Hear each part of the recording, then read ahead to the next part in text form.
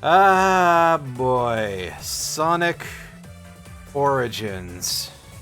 Is my cursor visible on the... OBS? More like OBS. I mean... Oh, right. Don't capture cursor. Why would... It's a game overlay... game overlay. It's a game window source. Why would it select cursor capture? Well, okay, I guess it depends. If you're playing a PC specific game, then yeah, you probably do want your cursor, but as it stands right now, I don't. Alright, so Sonic Origins. I purchased the digital deluxe version of this, so I got ripped off even harder than everyone else. Oh, that's a bit of a spoiler, sorry. So this compilation contains the first 4 16-bit or higher Sonic games. So that's Sonic 1, Sonic 2, Sonic 3 and Knuckles, which I'll comment on that in a second, and Sonic CD.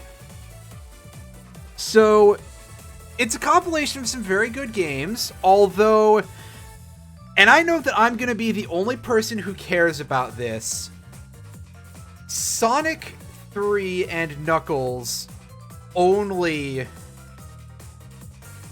as opposed to having Sonic 3 and Sonic and Knuckles also available separately, is something that I'm a little bit disappointed by, because I distinctly remember playing Sonic 3 in an era when Sonic and Knuckles did not exist. However, I believe that the problem here is that this is not made for people like me, actually. This is made to try and get new fans interested in the series after the success of the films, because Sega doesn't actually know how to capitalize on Sonic worth a damn, but we'll talk about that more in a bit. There's been some controversy over Sonic 3 and Knuckles, in particular over its music, and I have to say that I've heard a couple of the new tracks that were added in for the replacement of the Michael Jackson tracks, and I have to agree with the people who say that they are absolutely terrible. Some people seem to like some of them, but I feel like the problem here is that you're actually ditching some other really good music for it in the first place to have those tracks there. And of course, the Carnival Night Zone one is just kind of a war crime. Not that Carnival Night Zone had good music to begin with, in my opinion, but it was certainly much better than the atrocity that we're faced with in the new version. And it's kind of bizarre and upsetting to me that it's Jun Senoe's music that is this bad. And also, like, it just does not fit with Sonic 3 very well. I mean, have they considered trying to get somebody who is a little bit more knowledgeable about this kind of thing? Like, I know that Brad Buxer, who did a lot of the soundtrack that MJ was involved with, but his pieces weren't used. Brad Buxer being a guy who worked with MJ back when he was alive and around that particular period. So with regard to that, like, I think Brad Buxer probably is a little bit too busy these days to do anything like this, or maybe he's got an open schedule. But for that matter, would he even still remember, like, how to do any Genesis-related sound stuff? At the very least, he could send arrangements. But, I mean, there's this other guy who goes by T. Lopes, and I could have sworn for the life of me that it was pronounced T. Lopez, actually, or like Tay Lopez or something, but judging by the interviews that I've heard, it's actually T. Lopes, and I don't know if Sega has ever heard of this dude. He did music on these really nice Tyson Hess animated cutscenes that are in Sonic Origins. So, like, that doesn't really sound like something that would necessarily be in Sega's wheelhouse. But if they ever discover Mr. Lopes, they should probably give him a call and get him to redo these tracks a little better, because he really, really knows his shit when it comes to this franchise's music. And, of course, the other option is just for them to actually try when it comes to the licensing on this, but I understand that licensing is not necessarily as simple as just throw money at the problem. Although, good God, Sega probably has a lot of money to throw if that's what it comes down to. I would love to know, like, what is causing the issue that is preventing those. Because surely it's not somebody suddenly having somebody crawl up their asses between the release of that 30th anniversary video and the release of this project about certain allegations that have been leveled against Michael Jackson over the past 20 plus years, and how that might not be appropriate for something for children. Yeah, exactly. It could just be like the Jackson family is not interested in the idea. But it does seem... I don't know what it could be. And I would like to know, because that seems like some very interesting information, you know? Just on a general level, where the F, why the F, right? So, of course, this being a remastered collection of retro games, we have this museum setting where we can go look at some of the art and stuff like that. I mean, this is cute, but this is not why you're buying this thing, is it? This is, you know, the most famous hedgehog. I mean, that probably wasn't true in 1991, but nowadays, sure. I dig the style of the Japanese Mega Drive boxes a lot, but we're just taking a brief look at some of these. Oh, so we're only getting the Genesis box for Sonic 3D Blast. Was that not available on JP Mega Drive? And you can see we've got this EU-style manual cover. Do we get... We don't get full scans of the manuals, I don't think. Which is a shame. We just get the manual covers. I would love to look at those full manuals, because manuals back in the day were some very interesting things. And of course, there's a bunch of stuff over here. We can buy these with these bonus coins. For those of you who have not been aware of this, other than the fact that, yes, we get these... I have 77 of these coins because I played a little bit of Sonic 3 in the Anniversary Edition. And other than that, because I purchased the digital deluxe version, I start with 100 of these to skip a little bit of the grind, which I think James Stephanie Sterling said it at some point, that the whole skip the grind idea is kind of weird, because it's like, hey, if you love our game, why don't you play less of it? That's kind of fucked up. But then again, a lot of games are, commissioned by people who aren't artists, basically. We'll put it that way, relative to the old days. Quest 64 remaster. You say that, well, that involves a lot of... I'm going to entertain this as being something that is that is extremely serious, because I know you legitimately very much like the game, and I gotta admit, it has some good ideas. I have no idea where the rights to that are. I do not know what happened to Imagineer Software. I think Imagineer Software is the name of the company that actually developed it. And THQ, the publisher, of course, THQ has basically fallen apart, and all those parts have been purchased and sold. So if they still had the distribution rights like 15 years later for some reason, those are probably either in the hands of someone, or they're rotting in the middle of nowhere, or, most likely, if anything has happened with those, then Pico Interactive probably has the distribution rights, which is incredibly unfortunate, because Pico sucks shit. Anyway, I don't know where Imagineer is, if they even still exist, so I can't actually say a whole lot of anything about that. But that said, I guess that you at least have a little bit of groundwork. If you're basing off of the Japanese version, you'd get a fair amount of little bitty improvements here and there, but yeah. The trademark is legit. Huh, I did not know that. Interesting. So yeah, you can watch these videos and stuff, and there's some cute shit. Oh, you can watch the Sonic Mania Adventures. That's nice. I see a couple of... oh, there is some actually legitimately interesting stuff in here. But again, this is not why you're going to buy the game. The sound check we've got... Well, we've got all of the... Yeah, so here's from the... Yeah, the... I don't know how well you'll be able to hear any of the stuff, but... Yeah, you can...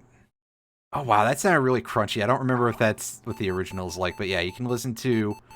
We've got both Sonic CD soundtracks. We got everything you could possibly want out of these, basically. Well, I guess the Sonic CD soundtracks, because I just saw all the past mixes. I'm like, well, I guess it's more like 1 3/4 soundtracks, isn't it? And, I guess we can, yeah. And we can hear this absolute mistake. This kind of sounds like it fits Carnival Night a little bit for a few seconds, until you realize, oh my god, that borders on being like something for a much lesser machine. Maybe something that's a much earlier using that type of FM synth or whatever, but... And in the premium collection, we've got some interesting stuff here. Like, we've got Super Smash Bros. Brawl remix of the Angel Island Zone theme. I think? Oh wow, new content is available. We've got some remixes for these. I don't know what these are for. Created in 2011?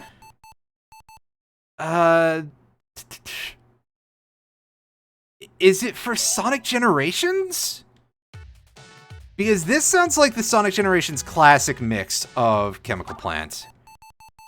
But I know that further down, we've got this version. This is for Sonic Forces, I believe.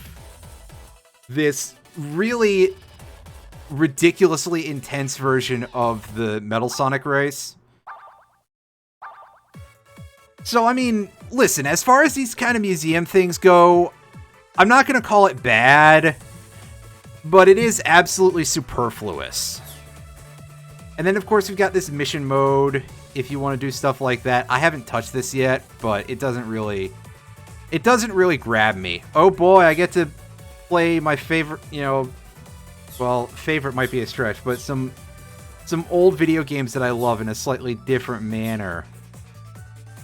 Alright, so let's take a look at Sonic the Hedgehog. I haven't actually played any of Sonic 1 on this compilation, but we got some options here. We got a boss rush, we got mirror mode, which is incredibly silly. We can go right to left instead. Anniversary mode, they really seem to like be wanting to push that. And then we got classic mode. So if classic mode of this game is anything like the classic modes of the other games that I played, it kind of upsets me in advance, because these games are all slightly tweaked in a few ways. Sonic 1 and Sonic 2 are based off of the mobile ports that were done by Christian Whitehead, as far as I can tell. And you can really tell that when you play the Sonic 2 special stages, which we may get a chance to look at one of those before not too long. And so it, just give me a direct version of it. But again, the purpose of this collection is specifically to try and get new fans into the classic games after the success of the feature films. It's not made for old heads. Which is why, if you're a classic Sonic fan who's looking to play the originals, you can just go buy them on... Oh, right, they delisted all of those. Fucking Sega, I swear. Even with something like this, leave it to Sega to screw this up. Leave it to Sega to not understand what to do with Sonic. Also, leave it to Sega to not leave any room for bug fixing for the port of Sonic 3 and Knuckles after that came in, because apparently the conversion to this compilation format introduced a lot of bugs to Headcanon's code, and I've heard that they're not exactly pleased with that, but really want to go and fix it because they're devoted to giving people a good experience. Unfortunately, they don't know if that's going to happen. Did we learn nothing from 06? You say that, I actually literally got a copy of Sonic 06 in the mail earlier today. I just ordered it at the end of last week. So that showed up. I probably would have more fun with that, but I don't want to go and dig for an HDMI splitter so that way I can remove HDCP on my PS3 because I don't know how to do that otherwise. And if I don't do that, it won't work with my capture. So blah, blah, blah. We're gonna play some Sonic 1.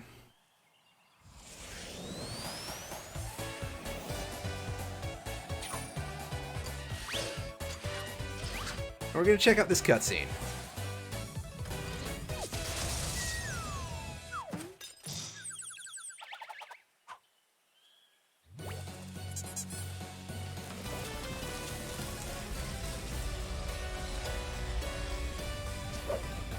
Oh man, I love the boss theme in this game.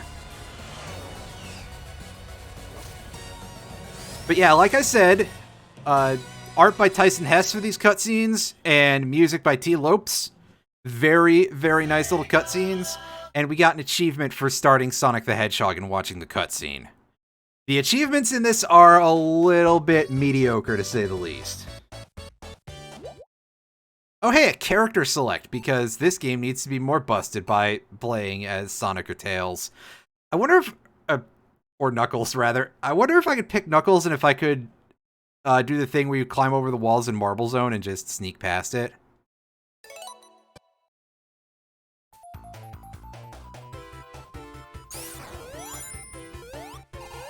Also, wow, Spin Dash in Sonic 1! What a wild world we live in. Oh no, I think that's Act 3 where that happens.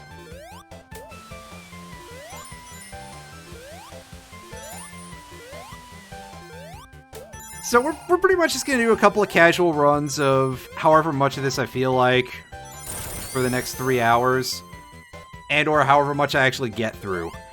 I'm probably not going to show off Sonic CD on here because I have streamed Sonic CD before. And, I mean, from what I played of it, it's Sonic CD. It's not really appreciably different. Collision Chaos Zone still eats.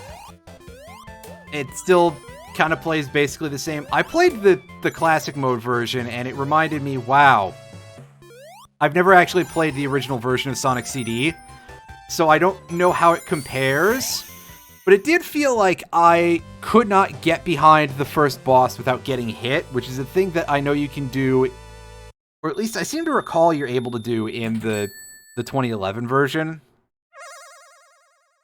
If you don't remember the first boss of Sonic CD, it's a big chicken walker robot with 2 bumper hands on it.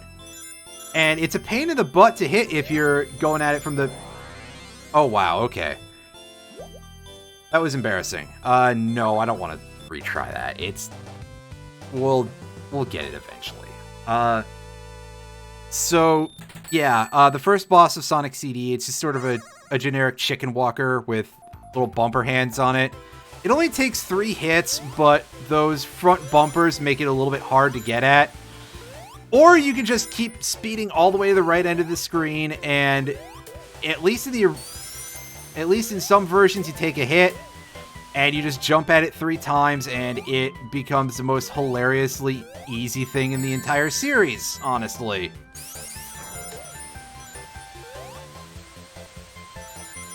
That said, I will absolutely mock that thing, but I like a lot of the bosses in Sonic CD. They're pretty good. Sonic CD overall is a really good game.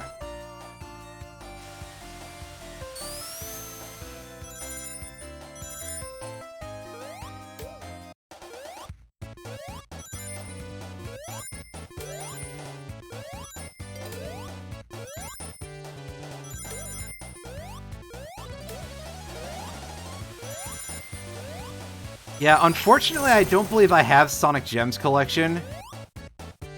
But if I do, I should probably get that at some point and check out the contents of it as made available on that version. Oh, I wasn't able to get back far enough to jump in the ring. You can see that the special stage ring is much more smoothly animated, by the way. Also, it looks a lot thinner. And also these fades to black between each stage. Not to mention, of course, the autosave, but that... Of course that's new. Battery backup was expensive, folks.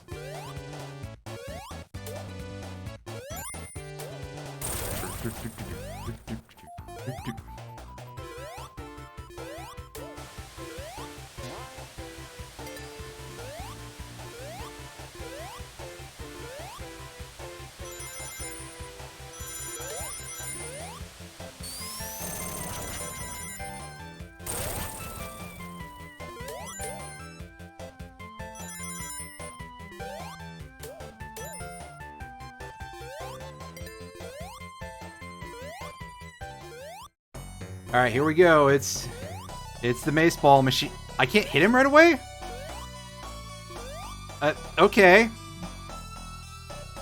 Also, the ball is not flickering, and... Okay, these motions, this feels so different. Music is still here, though, and it's still great, by the way.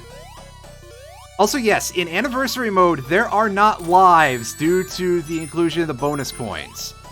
I kind of wish that there was an option to, like, turn that on and off.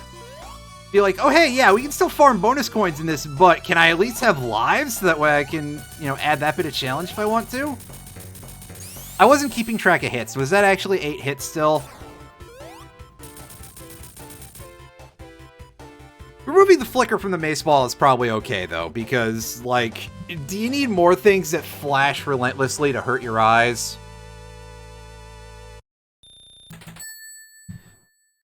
The answer is no, I'm not at a rave. Well, you say who keeps track of these things. When I was playing Sonic 3 in Anniversary Mode, I could swear the first boss, which usually takes 8 hits if I recall correctly, only took... fuck you, Caterkiller. Only took 6 hits? And that seemed really off to me. Because I was counting it because I was using the fire shield, which I had during that boss for some reason, which, like, never happens. And I was like, oh god, how badly am I going to lose this? Also, good, you can hop on these things, and if you use a deft touch still, there's no, there is no flame that emerges from it then. Also, I mean, I like to know about these things. If there's little... Oh, well, this is strange. Alright, go back up. Was that a glitch? Yes, it was. That is a very weird glitch that I just encountered. Alright, so apparently it's not just Sonic 3 and Knuckles that are full of a couple of little bugs. Actually, when I was playing Sonic 2, I encountered a weird issue where when I jumped out of the Mega Mac in Chemical Plant Zone, at one time, it wasn't every time, but I rocketed out of the water with massive upward velocity. I had something pretty similar happen in Sonic 3, so I think it's just a general, like, weirdness with the retro engine, or at least this version thereof.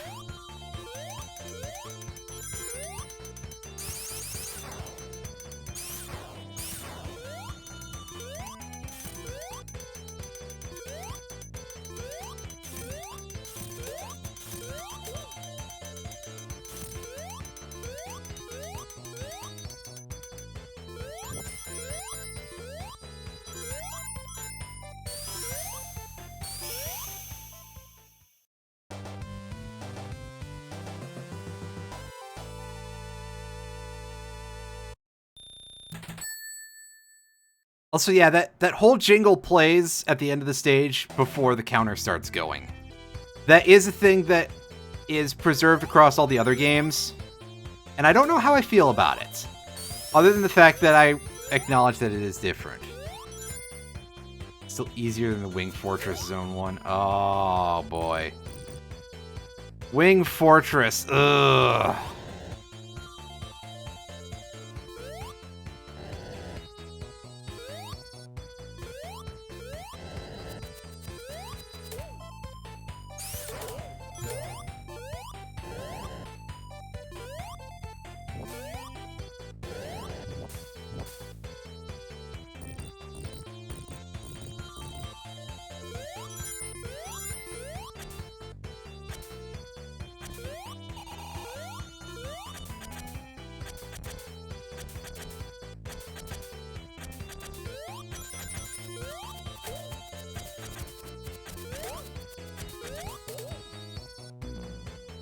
Shit.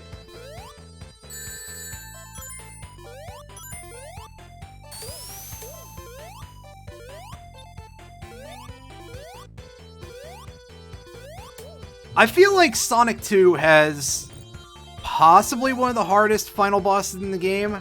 In the original set, but they all are kind of nasty for various reasons. But Sonic 1 is a pretty good argument for being the hardest final boss. I don't like the one in Sonic CD. Yeah, I guess I would say I don't like it, but mostly it's just kind of irritating because it's like, oh, you either have to sit around waiting through this massively long attack pattern to hit it, or you have to take hits at some point. In fact, you may still have to take hits at some point for the Sonic CD final boss. And, like, sure, there's a way to speed up all the fights if you take hits, but that's one where it's just, like, actually have to take damage. Also, it's nice to hear that old crunch sound like on the original Genesis, because that tends to be emulated quite poorly.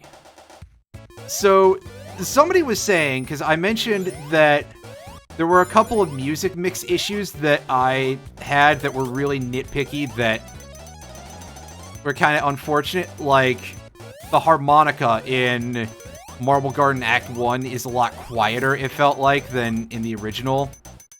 And I had someone say, well, they're trying to make it more like the original hardware. Maybe it sounded different on that. And, I mean, that is a distinct possibility, but that actually is, like, it's good to hear that.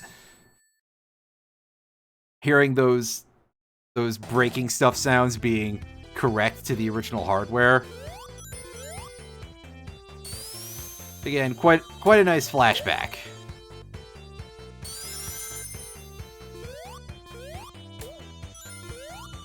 I do love me some classic Sonic. How are you doing today, Abysmal Dream? Let me try not to slide into that fireball. Oh wow, hey, look, a part of this level that I don't remember at all. Zone, rather. Although I guess saying level as well is true, but this zone just in general. It's very interesting, by the way. Marble Zone is kind of weird in a lot of ways. I'm doing pretty alright.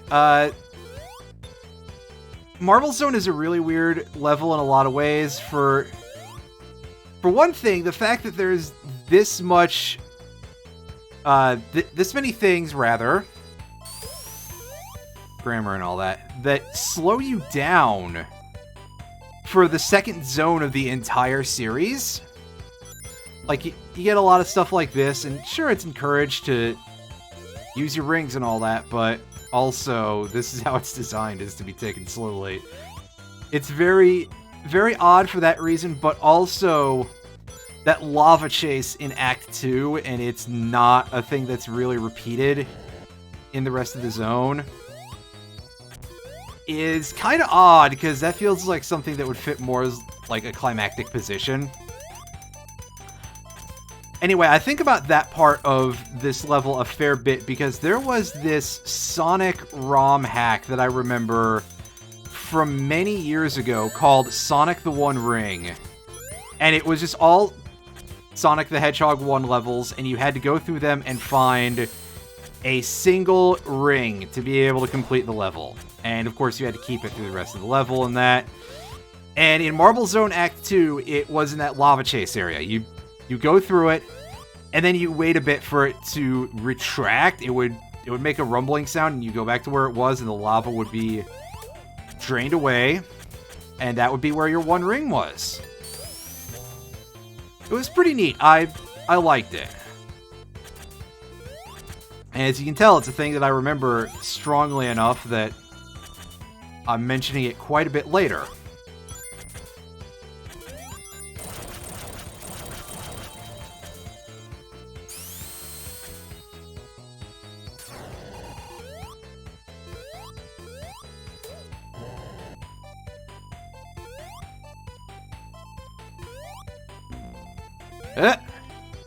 Fuck.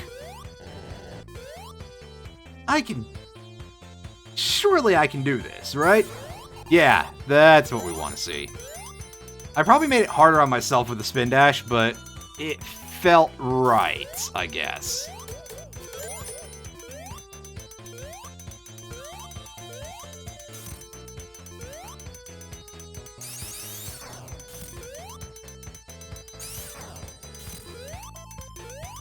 I'm just having fun with the spin dash in Sonic 1. Ah! Shh. When you overdo it with the jump.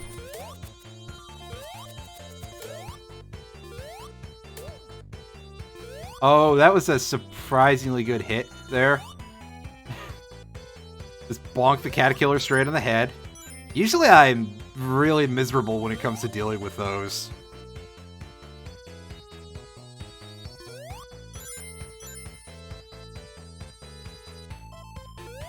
Excuse me.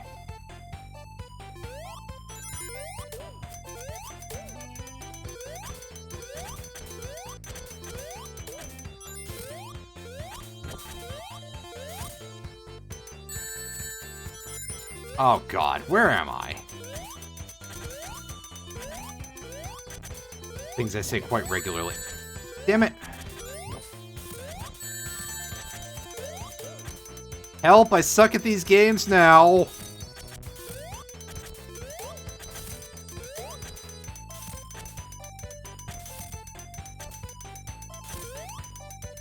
And this is why I mostly just play RPGs, is because I'm bad at everything else.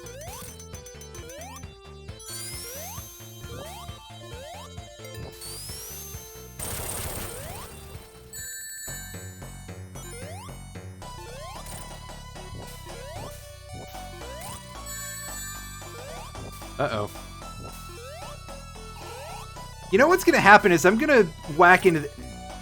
Yeah, that's what's gonna happen, exactly. Just bump right into him while I'm in midair. Oh, and I get no rings for it on the repeat. Awesome.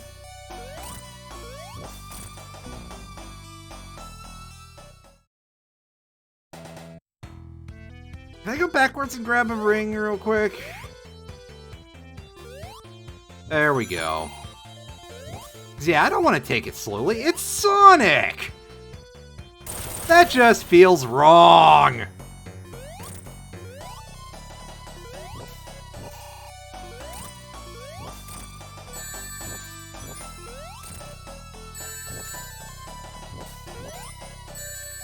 Shit.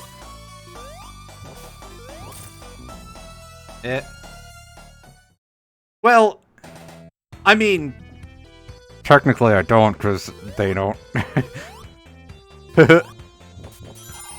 You know, we're in anniversary mode. Lives don't exist.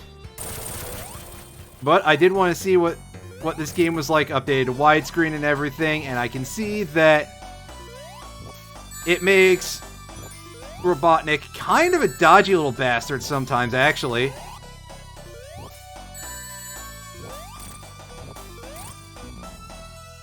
I wanted a reset on that one. I needed a recount.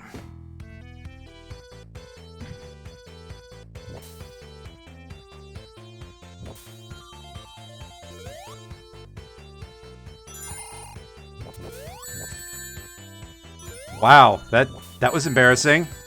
And that doubly so. I had a feeling something bad was going to happen there. Oh, come on! I can't believe that qualifies as rough terrain. I must be getting old.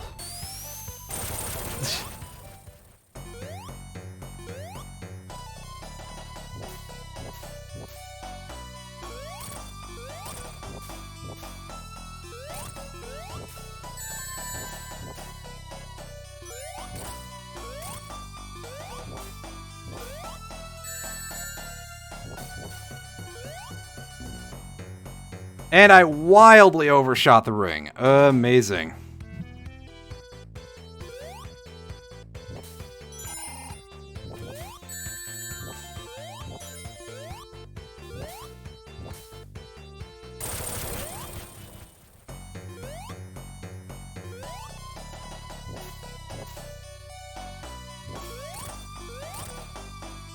So yeah, it's been some years since I've played this game, but I definitely don't remember this boss being this hard. I'm curious if it is down to just like how the aspect ratio and everything is kind of just made everything feel different. But you see, if we actually concentrate a little bit or something, or just don't suck, not that bad. Stay on one side. It's easier that way.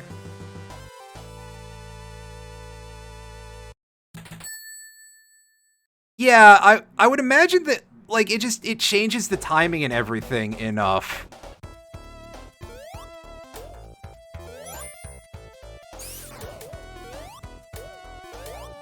Also, I really like the music in this level. I feel like this is one of the less popular ones from this game, though. And of course, if this were in a later Sonic game, especially Sonic 3, it would be accomplished much better, but you know. Spring Yard, I just feel like, is probably the most forgettable for a lot of people. That just ended really badly. I'm not 100% sure of everything that happened there for me to fail. Other than, like, all of my rings went into the wall. And then, of course, hey, here's a shot that you can't dodge.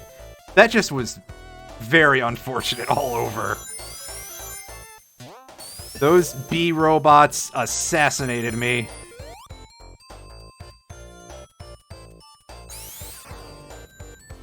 Incidentally, I don't remember what, like, anything in these games are called. Except for the Caterkillers and Crab Meat. Because, you know.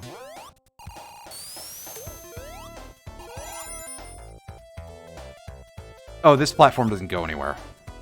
Oops. Ah!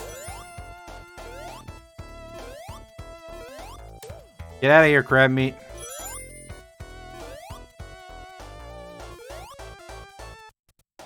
Clears, it's spelled with zeros, you silly man. How's it going, Chief? Hope you're having a good day.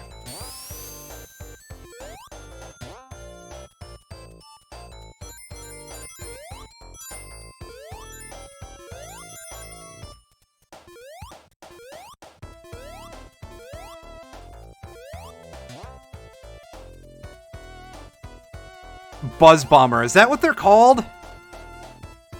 Because immediately I'm like, oh right, Buzz Bomb is the name of those stupid things from Banjo-Kazooie in the swamp and that you see on the intro cutscene. So I'm like, wait, is that for real or is this a joke? But also, it would totally make sense if they were called Buzz Bomber. Ow!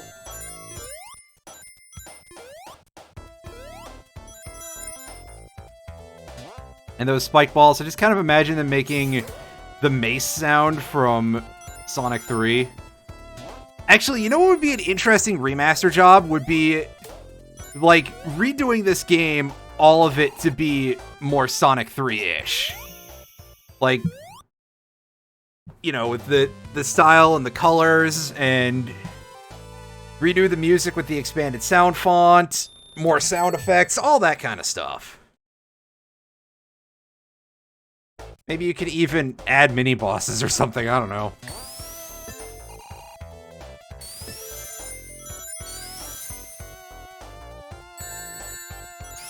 Because I feel like you get some better drum patterns in here, a little bit funkier sounding bass.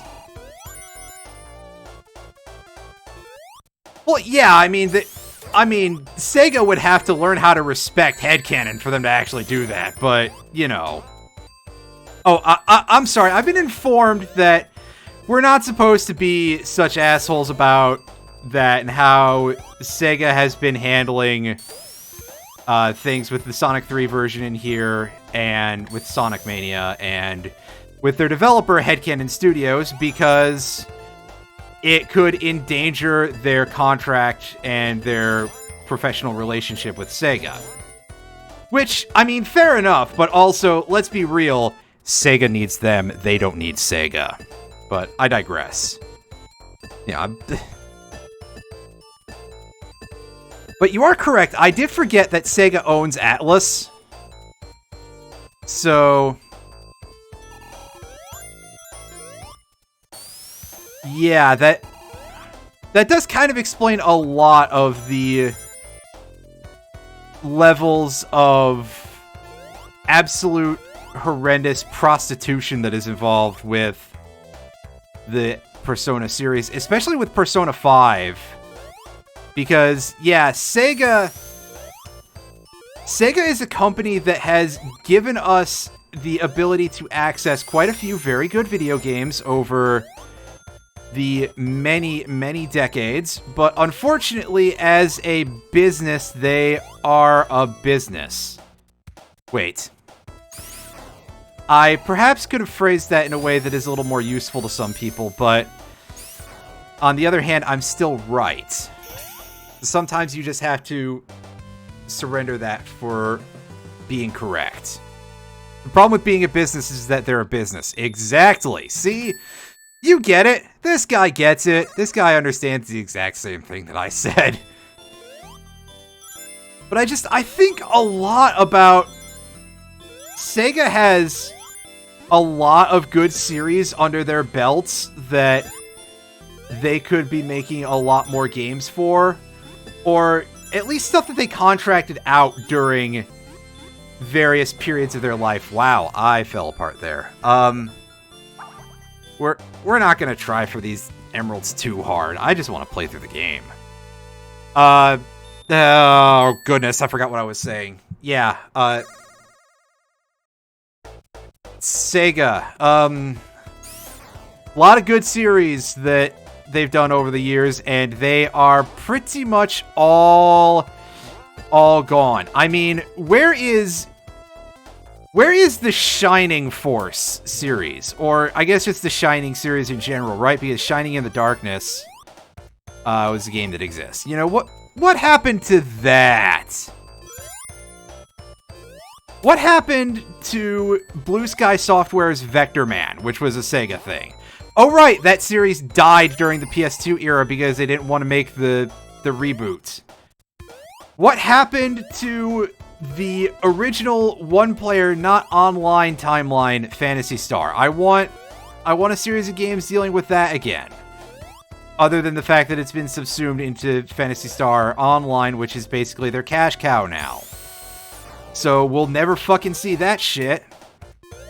Sega just feels like they have very little now that I think about it anymore. And, of course, they're flogging Sonic the Hedgehog over and over as they do, and still never knowing what to do with it. You know, the fans know how to deal with Sonic better than they do. Literally, I think Sega might be the people who know the least about what to do with Sonic the Hedgehog. Looks at the movies. And yes, we can go cross DC pretty soon. Again, assuming as I do that your main is on a Let me try not being a fool here. Your main is definitely on one of the NA data centers, right? You're on Lamia or something. Or I know that Alan and Asmo are in Lamia, so you're probably on the same. Oh well, if you're on Zodiark, if you're on one of the EU ones, then I think that's not actually going to be a thing because it looks like they're still region bound because of, you know, probably not causing the servers to catch fire or something because wow, Square has been backing NFTs for the better part of the year, and they can't afford to get hardware. Although prices are coming down on shit at the consumer level, so surely, soon enough, that's going to be not a problem. But whatever. That is certainly a thing that'll be doable. But yeah, we can do that. I can farm. At that point, it'll be the Shadowbringers and Endwalker mounts exclude. I was about to say, are there mounts in Endwalker? Yeah, but there are. Because as of this point, well, I mean, I guess if there's stuff that's like exclusive to anything Savage, that would be also a thing. But you know, doing Savage, ooh.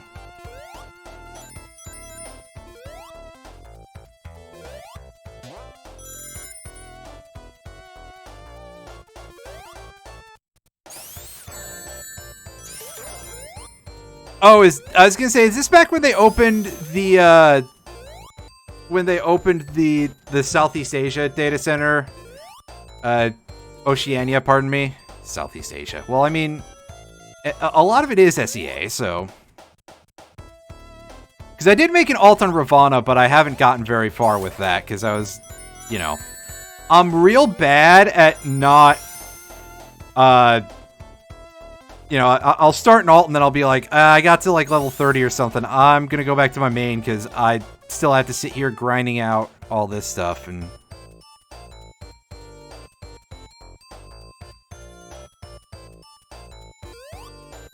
so we're like, well, fucking do it again.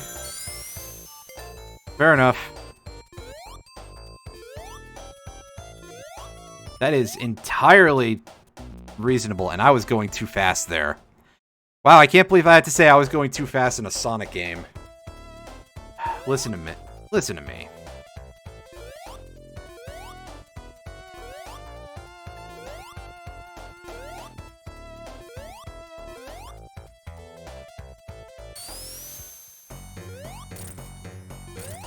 Okay, so in order to keep this boss identical to the original version, I guess, they put up these weird, like, scaffold walls here, I guess. Alright, take out your spike. Come on. Shit. Well, I had no rings, so. Fair enough.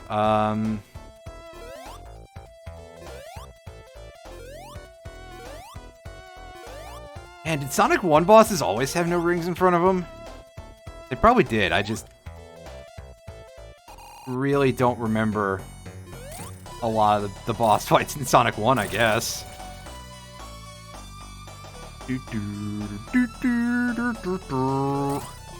Love this boss fight music. It's so, like, over the top.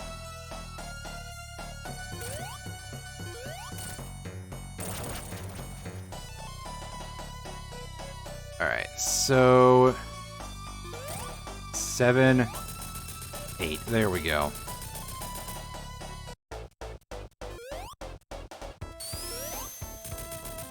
But yeah, there have definitely been some tweaks to account for the widescreenness. I'm surprised they didn't just like adjust how Eggman moves there and all that, because that's basically what they did for the other two.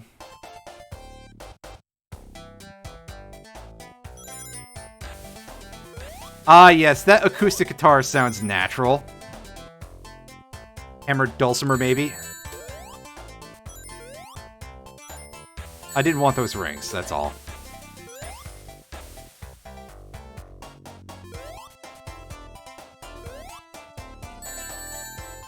Oh, piss on you. That is a tiny gap, though. Wow, okay, so Grounder really does just go up things super well, doesn't he?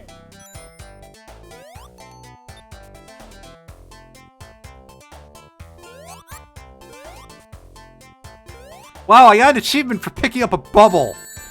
Oh boy. The achievements in this game really are just like the stereotype of achievements, huh?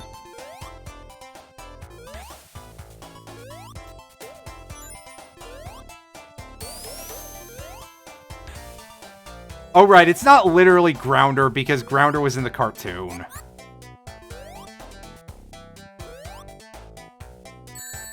These spikes kill me during iframes? No, they don't! Okay, they changed that. That's a biggin. Oh, okay. Well, that's my bad then. I'm not up to date on my Sonic lore. How am I ever going to live with myself? Well, apparently the answer is that I'm going to fail to jump at this button constantly. There we go.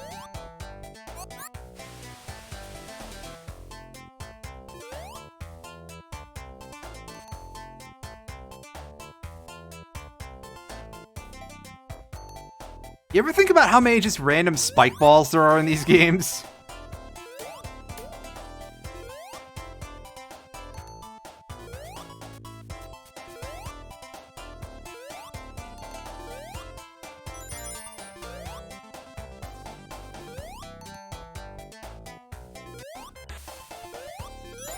Oh no, you heard a little bit of the do. Oh. I thought you could duck that.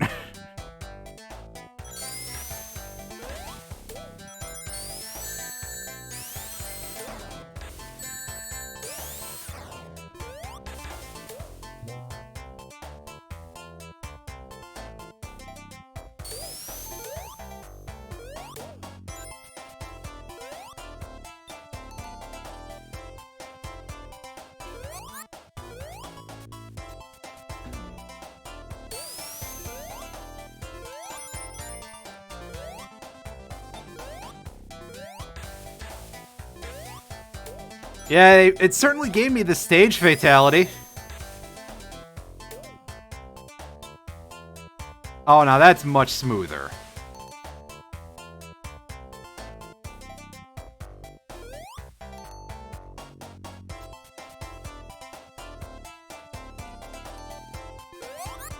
Don't give me that look, Sonic. This isn't Sonic CD. You can't jump out of the screen after 3 minutes. You die underwater after 3 minutes anyway.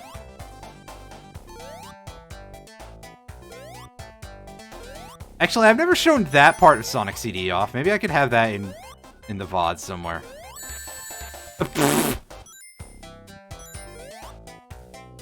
Get saved from the killer music by taking a hit.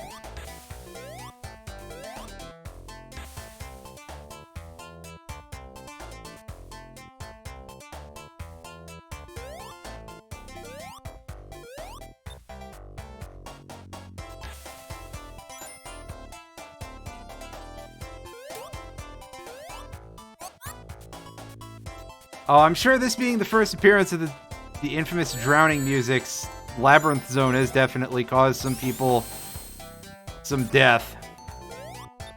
I feel like a lot of people are like, oh, this zone's really hard. I don't remember it being all that difficult. I say with a little bit of trepidation. Like, it's kind of mid. It fits the level of the game that it's at.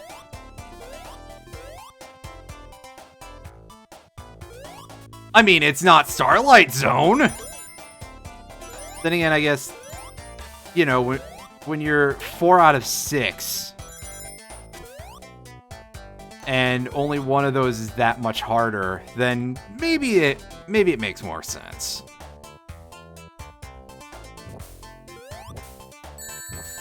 What?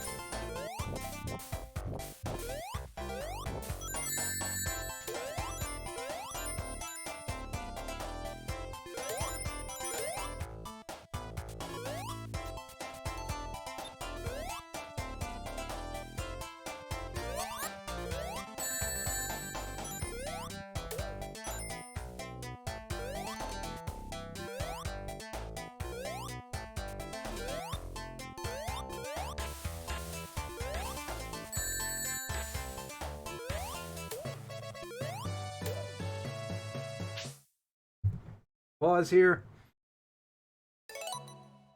Yes, my display name on Steam right now is Bottomless Pit Inspector. It's because of a joke that somebody posted on the internets somewhere. It was from one of those it was from a text generator that, yeah, it was clouds at one point. You are correct. Bottomless Pit Inspector right now. Well, there's also somebody at the developer of Stanley Parable posted something about it on Twitter. I have not played Ultra Deluxe yet, so I don't know if it's a joke about something that's in Stanley Parable Ultra Deluxe. But in particular, Bottomless Pit Inspector in this case is pulled from an AI-generated fake green text, where it was like, the guy's like, my job is a bottomless pit inspector. Every day I go down in the pit to make sure that it's actually bottomless. Give me the bubble.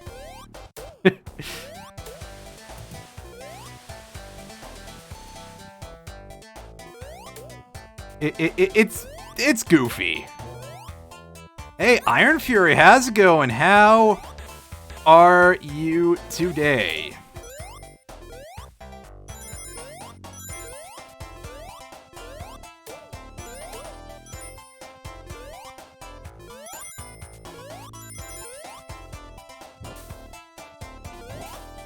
Alright, so there's a switch I gotta hit here somewheres. I just don't remember where. It's not under this ring monitor, is it? Oh, yes it is! Cool.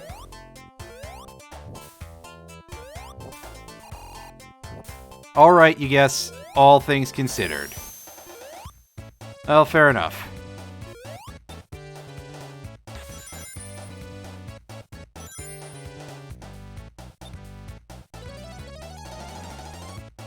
I need a bubble. There we go.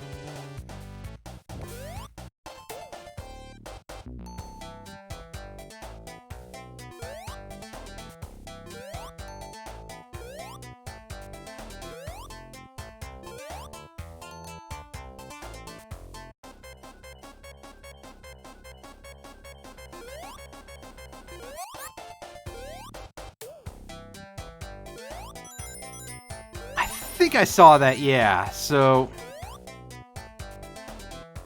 yeah. Well, I'm sorry, I was. My hands were off the controller. Speaking of Roundy, there he is. Round the wheel. How are you in this later part of the day? That's for sure. It seemed like you were doing pretty good, and you were pretty happy with how your streaming setup was going, and to be fair, it was playing a lot of stuff real well, so that's good.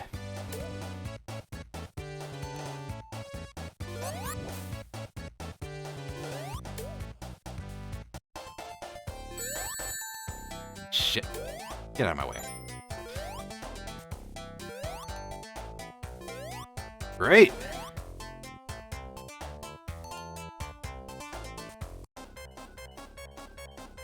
It's that time again, folks! Thankfully, the game gave us a bubble, and we didn't die.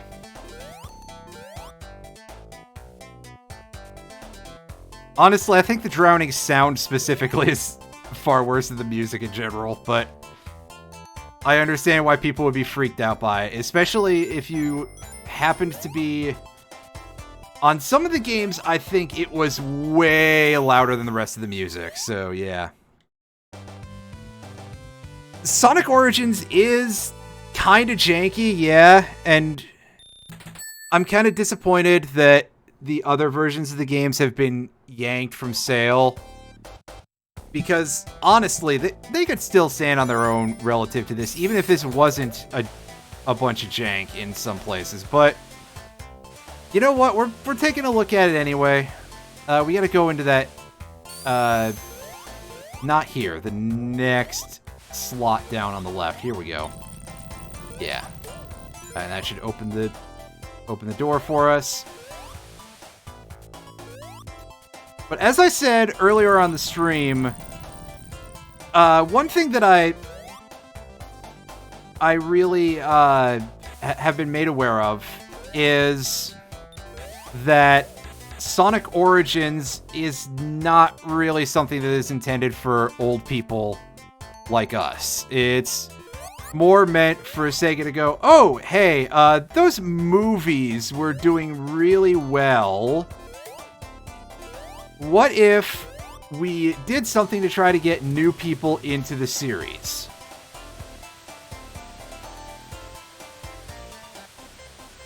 Which to me feels a little bit strange because I was under the impression that a large percentage of the audience for the Sonic movies was, you know, Sonic old heads who were going there and or were taking their kids to see them, who would already either be familiar with the classic games or have a way to make said children familiar with the classic games.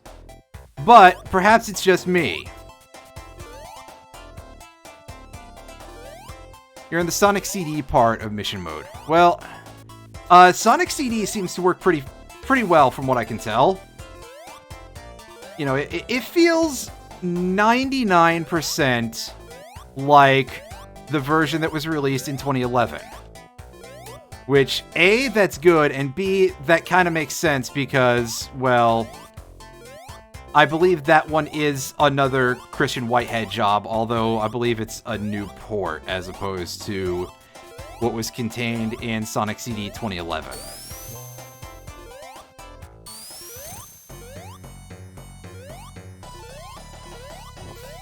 Yeah, I do not understand why Sega didn't go forward with Sonic Mania 2. Because it's...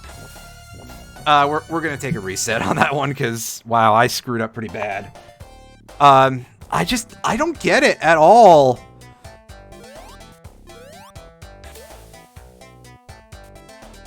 Can I get that water level lowered? Thank you, game.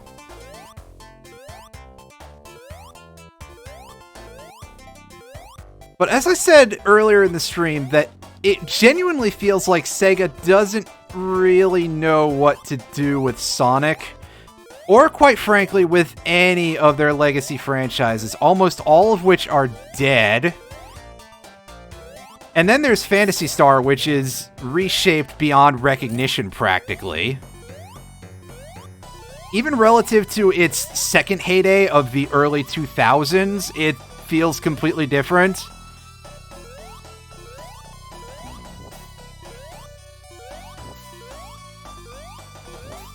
But maybe part of that is also, I mean, I played Phantasy Star Universe earlier this year on stream, and PS Universe is an extremely anime game, and maybe part of the problem is just that being extremely anime in 2017, or, well, just the 2010s going forward in general up to, like, now, I don't know why I said 2017, it just felt right for some reason. You know, being super anime in the 2010s and 2020s is much different from being extremely anime in the early 2000s. But, you know, saying that feels like a bit of a cop-out in some regards also.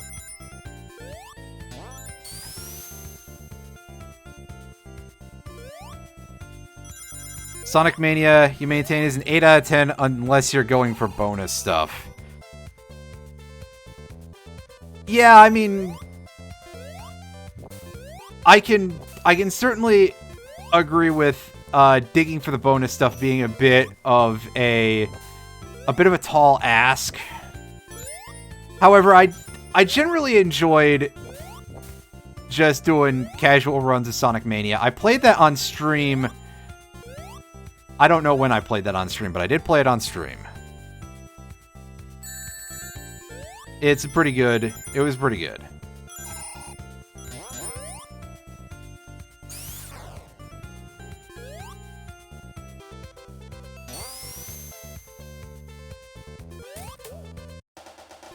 Oh yeah, the Golden Axe, the unfinished version of Golden Axe for like PS2 or something. I think that was supposed to be a game. I was like, that definitely brought that back pretty fast. I remember that being a discussion point. And I remember when it was released under the name Golden Axed, and I found that to be vaguely amusing, but it was also kind of a...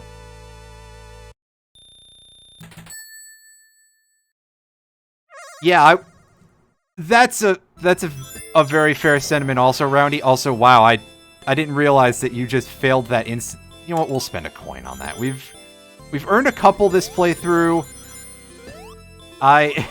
You can tell that this is not a thing I'm used to anymore, is doing these bonus stages. Also, the smooth rotation is messing me up mentally. I'm not gonna say, oh, it's making me play worse, because, I mean... Listen, I don't need help in that regard. Just, like, wow, it looks and feels very weird.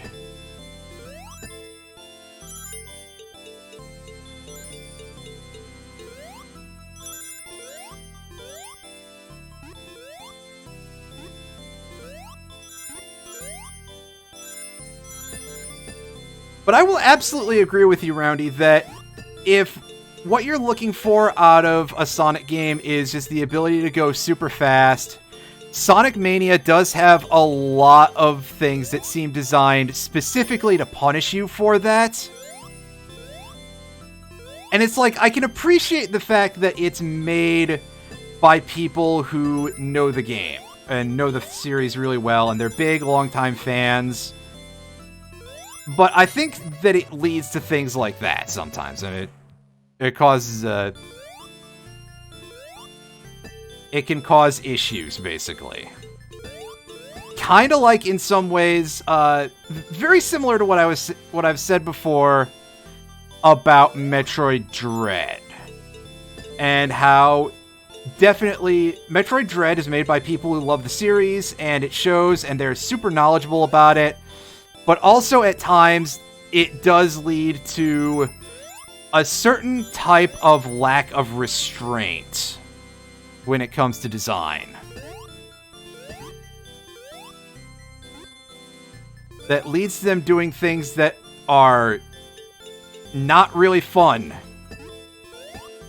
And I'm sure that I feel I'm gonna catch some shit for that, because, like, I do kind of worry that Metroid Dread is still kind of in that position of being sacred right now, where, like, oh, if you criticize it, what, do you not want more Metroid games? Do you not want this game to do well?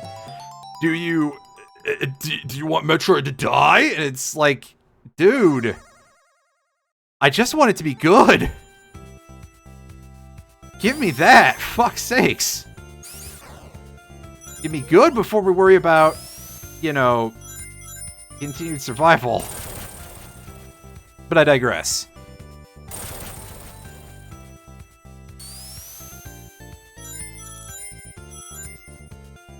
And yeah, fair enough. When it comes to recycled / redesigned levels, I will say that Sonic Mania did leave out a fair few of my favorites.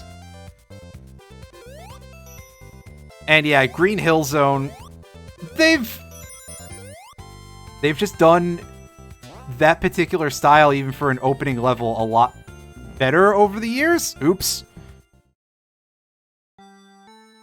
3 original zones, I believe that No, there were 4. There's Studiopolis, there's Press Garden, there's Mirage Saloon, which Mirage Saloon is in a weird position too because Christian Whitehead and his team had actually created a new desert zone for Sonic CD called Desert Dazzle, and that didn't end up in the port.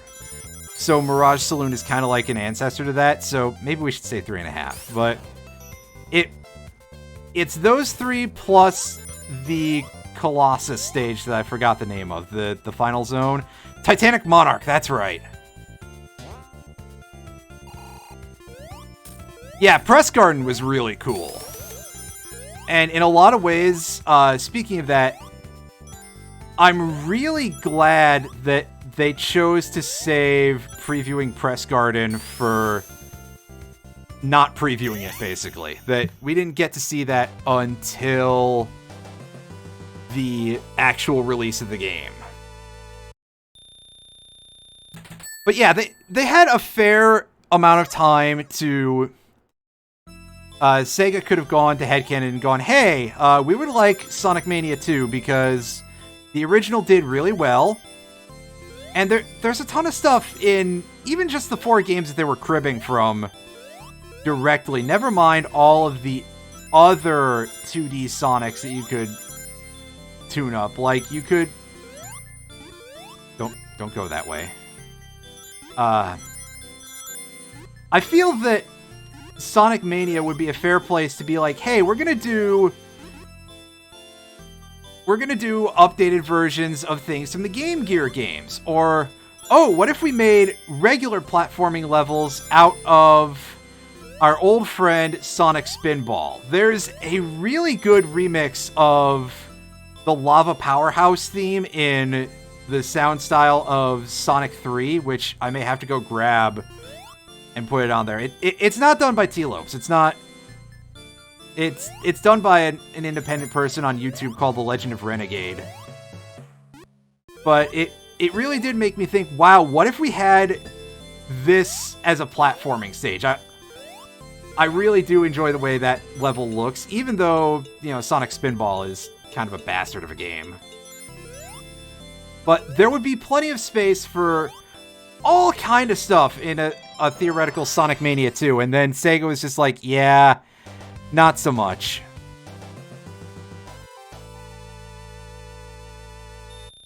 Yeah, Mirage Saloon had some neat throwbacks and not being rehashes. There was a desert level called Dust Hill or something that was being prepared for Sonic 2 back in the day. So I think Mirage Saloon could also kind of be considered like the descendant of that. Which, you know, that's a cute bit of fan service for the hardcore guy. Sonic Spinball you have a love-hate relationship with. Well, hey, guess what? Sonic Spinball has a love-hate relationship with its players, so you are not alone in that regard, my friend.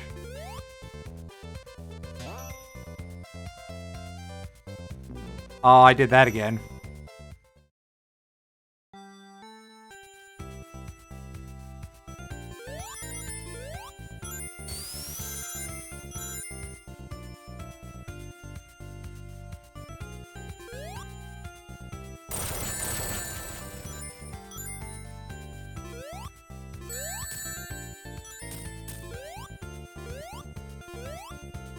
Actually, speaking of SA2, I think that's something that would be interesting for a potential Sonic Mania 2. You know, using that in big air quotes because title-wise, but doing something, basically making 2D levels that are in the style of the OG Sonic games in terms of gameplay, but based off of levels from later games. That could be an interesting idea. I think that's basically what Generations is, but not quite, because the gameplay is not exactly the same as the 2D games. You know, something like this. We're doing something a little bit explorative here when we've realized that that down route wasn't very good.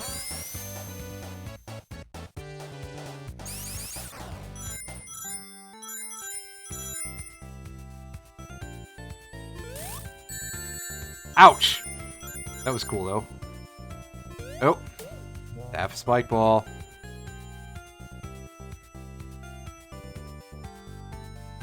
Yeah, spin ball is absolutely... Well, spin ball is rough, as we've kind of said already. There's some cool parts of it. Like, I generally like the overall design of the levels and their thematics and their... You know, again, they would make great environments for a platforming Sonic game. But also, wow, that game is just brutal all around. Also, I really like a lot of the soundtrack of Sonic Spinball.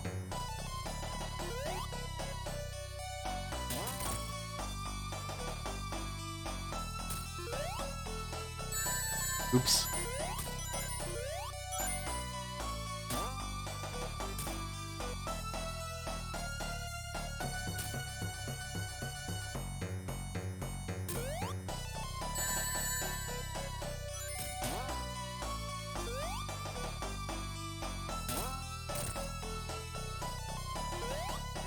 So these balance board springboard things here seem to be a lot more sensitive to your horizontal position in terms of how high you spring.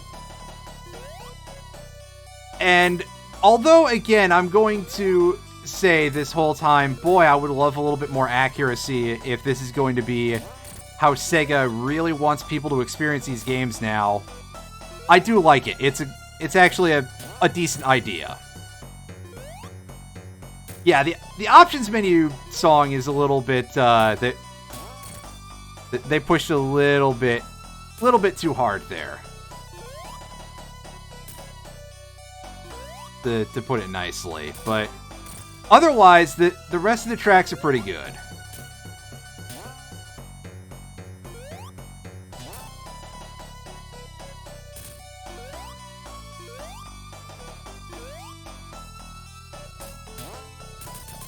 There we go.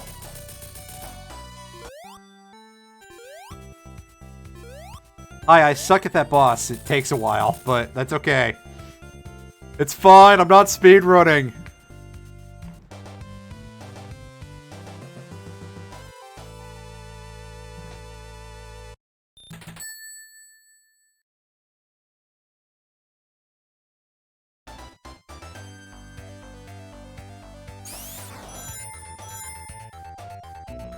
Oh, yeah. Hey, I forgot that those ones are ones you have to jump over.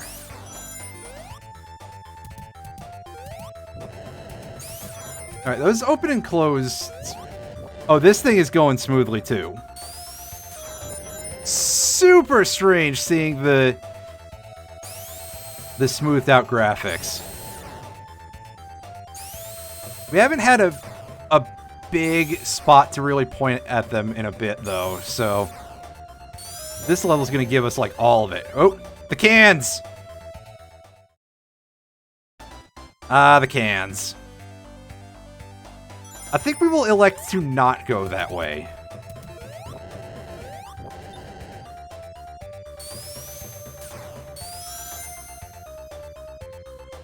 If we can avoid dealing with the cans.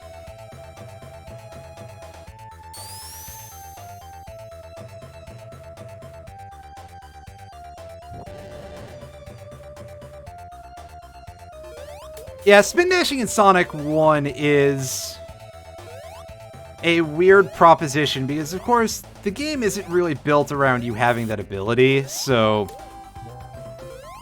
it can cause you some problems.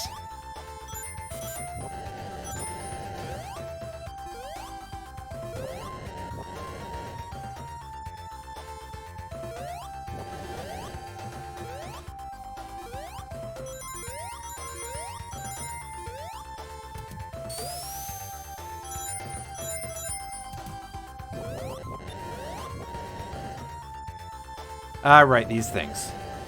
Come back, please.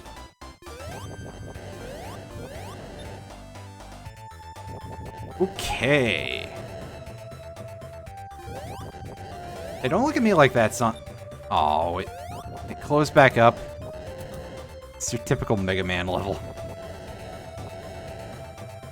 3, 2, 1. Hit it.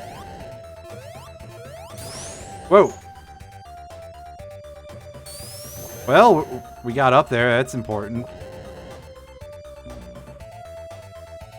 Oh, boy. All right, so did we hit a checkpoint at all here? Yes.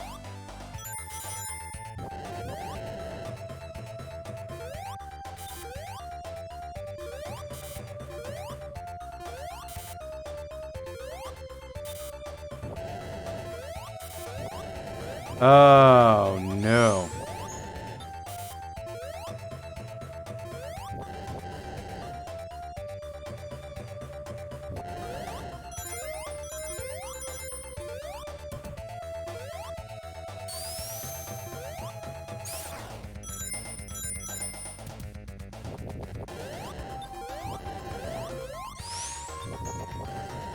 Crud.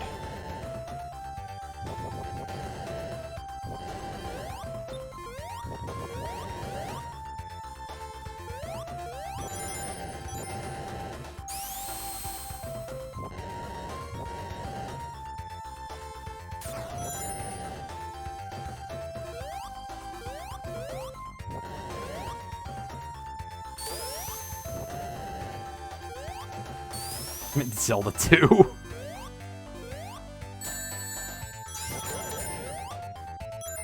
I mean, in terms of difficulty, Zelda 2 is a pretty hard game.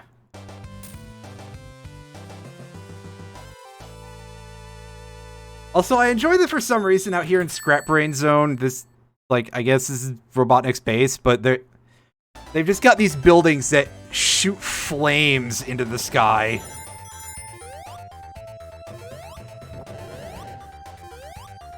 For some reason. Also, I love these things. These are... Scrap Brain Zone in general is really good, even though everything here is trying to kill you. In fact, sometimes that's part of the fun, but... These things just...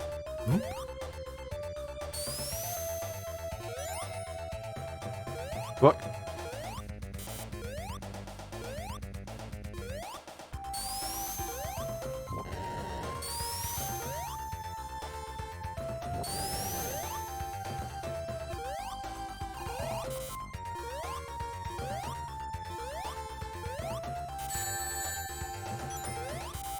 Yeah, you grip on these things a little bit too well to be able to, like, jump off of them the way I was...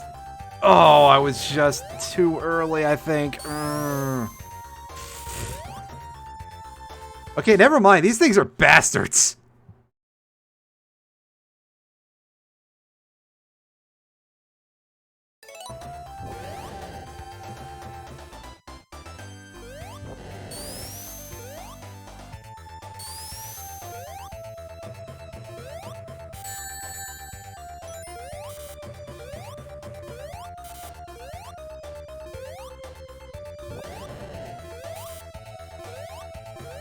It's kind of amazing how often on this stream I just kind of go, man, I love this thing from this game, and then it immediately starts beating my ass. Because wow, does it ever happen. The answer to that question statement is yes. Yes, it does ever happen. It's pretty much the only thing that happens on this stream. Ah, buzzsaws.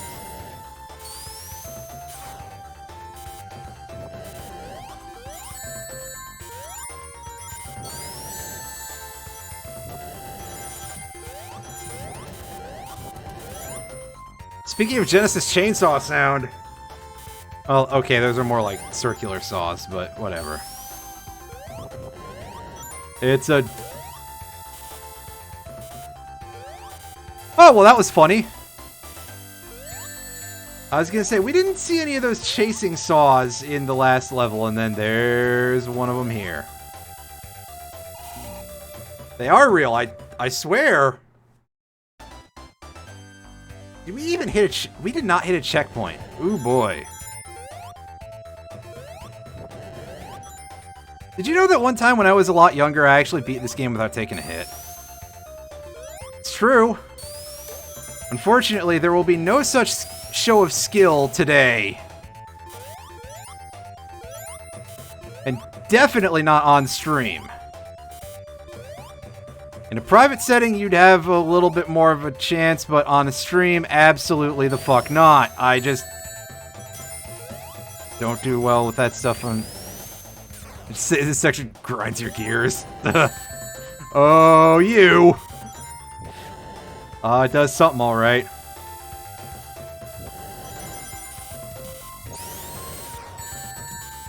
That was foolish. It chose poorly. But those little electric generators in those pits are going absolutely ballistic.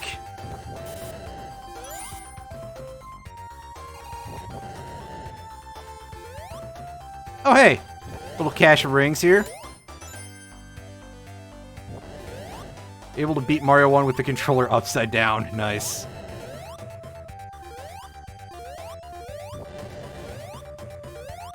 You know, props there. Mario 1 is a lot more difficult than I remember, based on the last time I played it anyway. It's a bit harder than the previous games, at least, from what I can remember. I mean, it's no lost levels, obviously.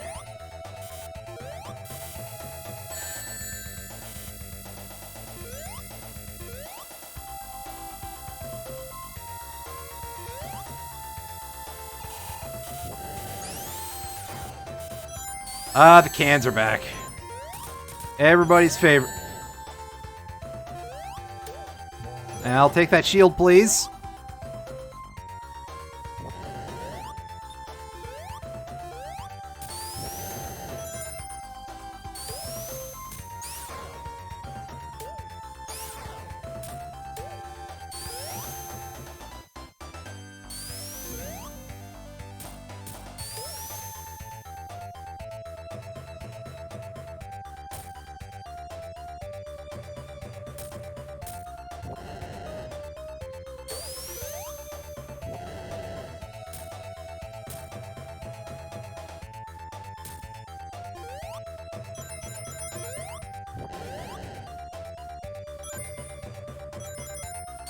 But also that controller upside down thing kind of reminds me that I have a distinct memory of reading, when I was a kid, something in a video game magazine.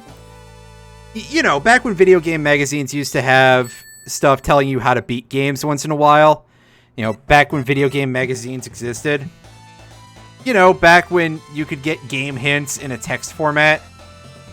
That one's at least partially sarcastic. I know game FAQs still exist, and I think they occasionally get guides still.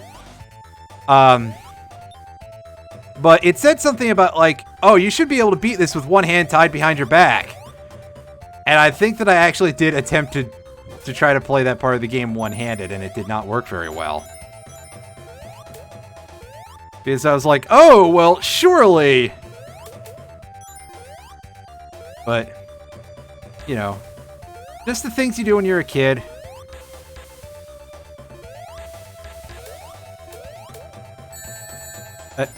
Oh, hi, Spike Ball.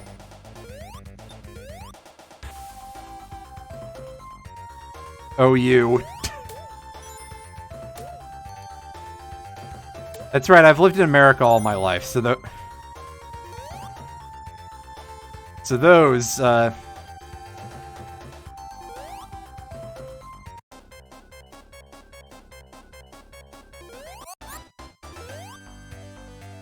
I mean, they existed, but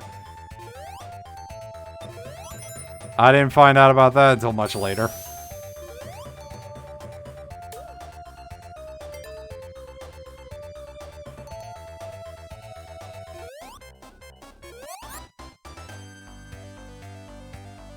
I keep almost calling this bubble an orb, by the way.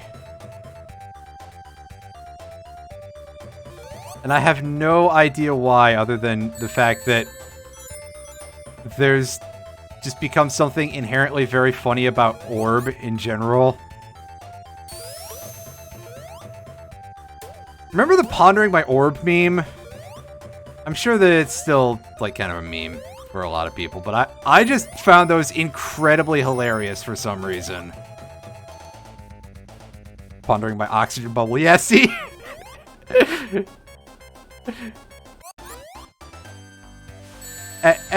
As ever, at least somebody understands what I'm saying. I'm not completely out to lunch, just mostly.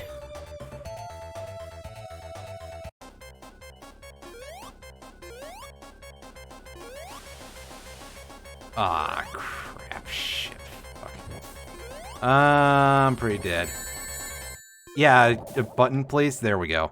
Well, we drowned. It's probably because it's orbit. Oh, God.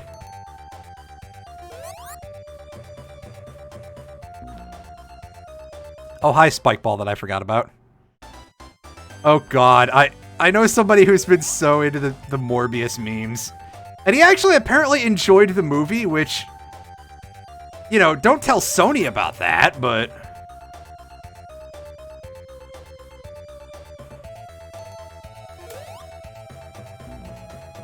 Fuck.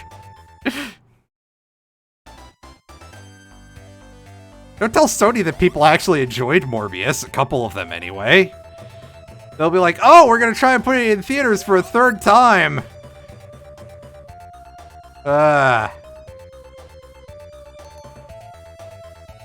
then again, you know, what would be the point of doing that if people are... I'm sure people are still broadcasting that on Twitch. Apparently, you can still get the full version in a file on Discord, which people were posting and distributing for a little while, so... That's a thing that happened. What a weird time we are at culturally in some regards. Why does it say coins at the bottom? Oh, right. So, I didn't really explain that since you've been in here, Roundy. So... This coins mechanic, there are these bonus coins that you get instead of lives in the anniversary modes. We're playing through anniversary mode. Again, A, because I'm a scrub and I'm not good at Sonic 1 anymore, and 2, just to show it off a little bit. And so they let you unlock things in the museums and retry at the Chaos Emerald stages. Instead of getting 1-ups in this, you accrue coins and they're across a whole file. So... yeah, it's a bit of a weird thing, really, in my opinion. But you do have regular lives in the classic modes. Although, again, I said this earlier, that I wish you could toggle on having regular lives for the anniversary mode playthroughs.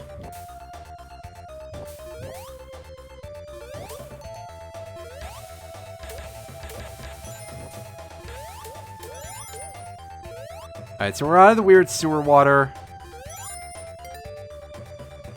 So Scrap Brain Act 3 is supposed to be in the sewers, right?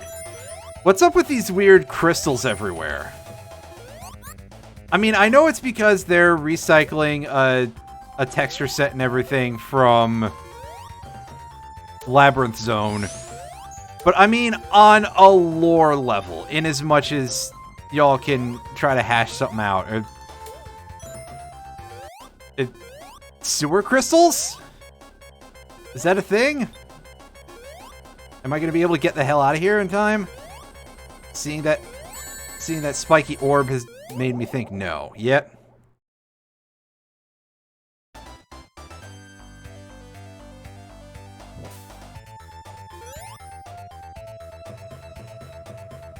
Waste buildup, you know, that'd make sense.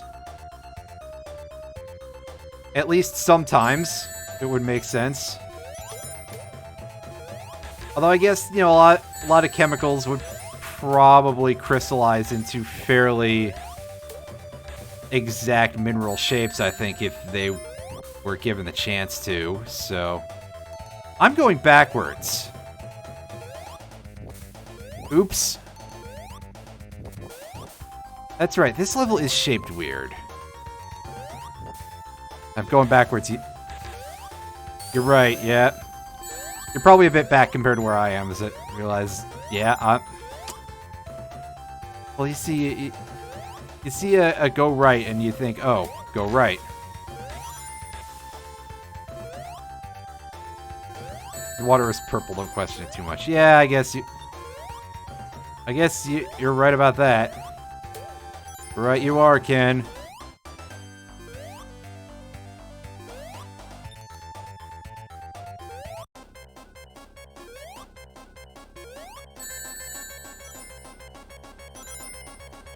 Alright, come on, I need a bubble. No, it was literally right then. The bubble generators in this are very stingy compared to the later games.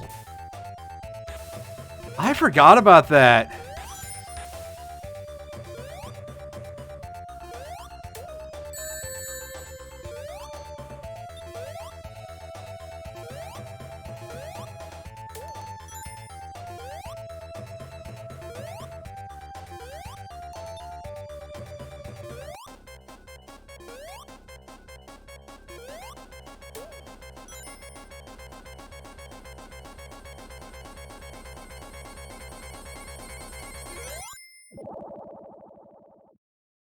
I think I could have gotten that if I had jumped a little bit later or a little bit lighter.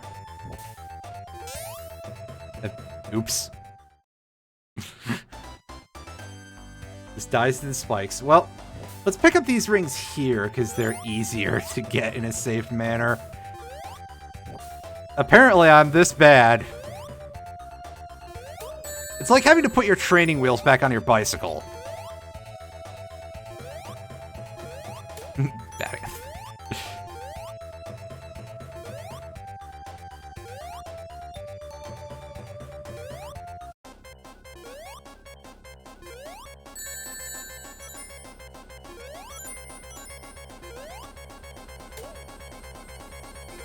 There we go.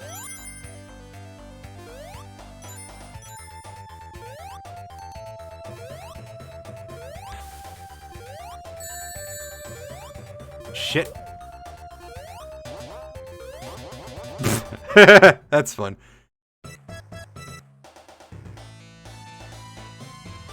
Go past the moving thing at the start. Oh right, yeah, I forgot that that's the case. That you want to go past it. Speaking of wanting to go past things there, didn't.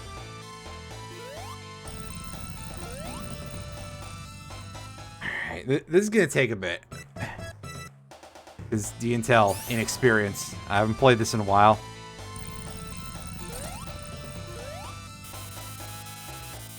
And yeah, now we get the nasty plasma pulses too.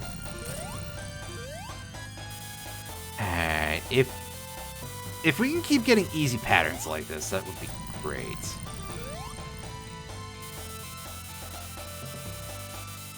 Unfortunately, we're not going to. What am I doing? I'm not doing it right, that's for sure.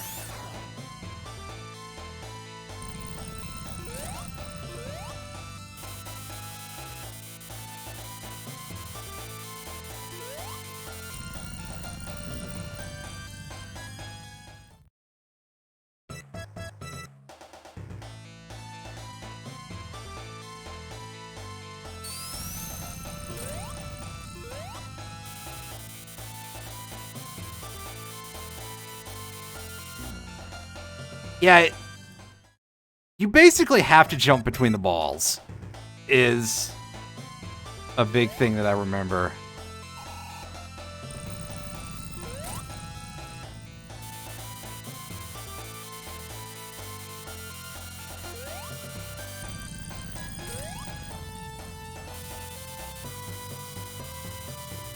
Yeah, I mean, frankly, this thing is not anywhere near as hard as the Bio-Lizard in Sonic Adventure 2.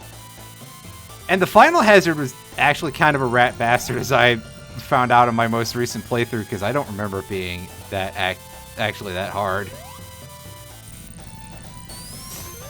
Whoa.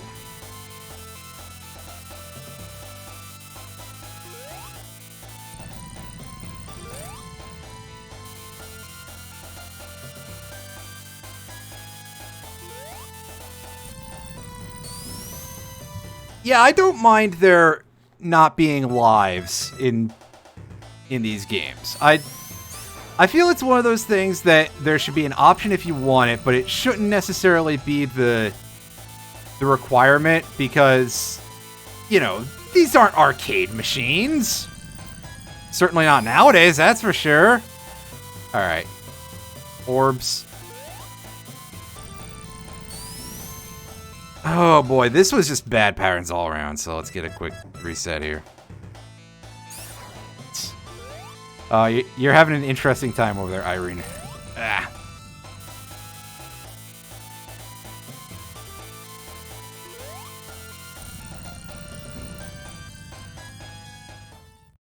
Am I having some sort of weirdness with the momentum on this? Like, it's building up slower or something?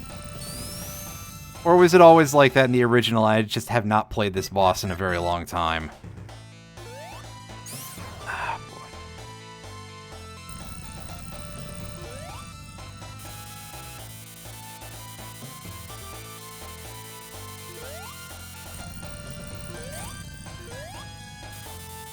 Incidentally, I'm pretty sure this is what the Yu-Gi-Oh! Card Magic Cylinder is about. Except not. But it is still cylinders and unfortunate. You don't think it's me. Okay, well... I remember it being a little bit easier to escape from the Crushers in the... Oh, wow. I recall it being a little easier to escape from the Crushers in the original, but... I don't 100% know. Again, it may be an effect of the fact that this is in widescreen. So there's... This boss arena might be a bit wider or something.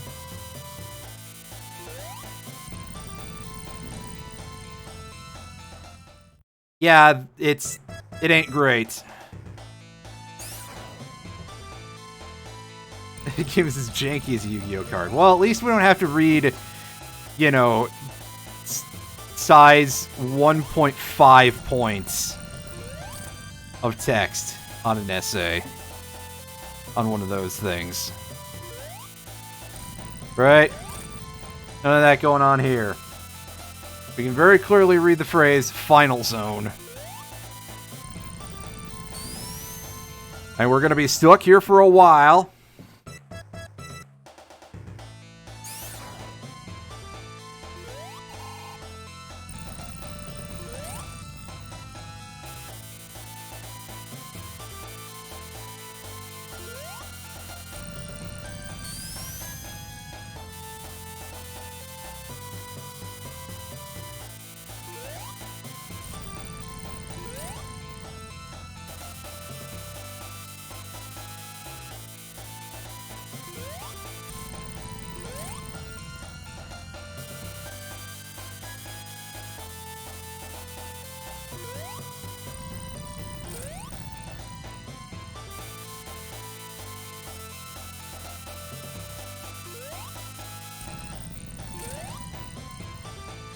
Alright, we're getting good patterns. Time for some cursed shit pretty soon, I expect.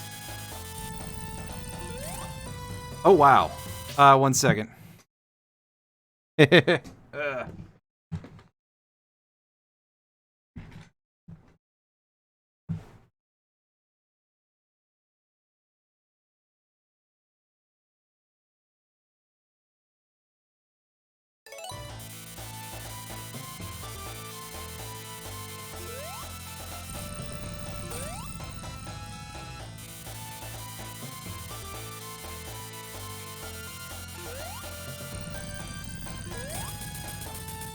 Wow, that was some amazingly polite patterns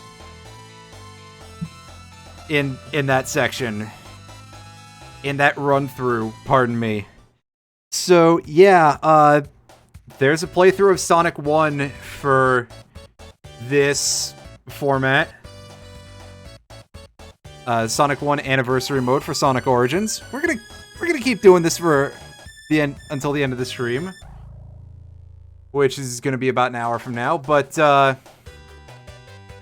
yeah, I gotta say that wow, that really does kind of futs the difficulty a lot in certain areas.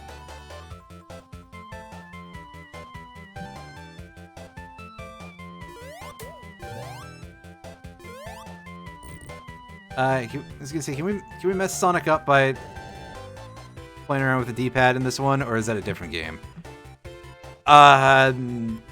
Yeah, that final zone boss was way harder than I remember final zone being in the OG. And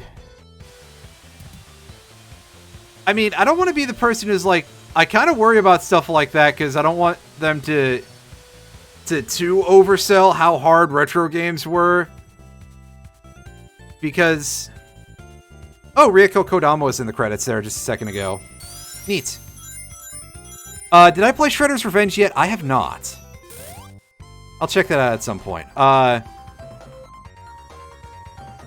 So,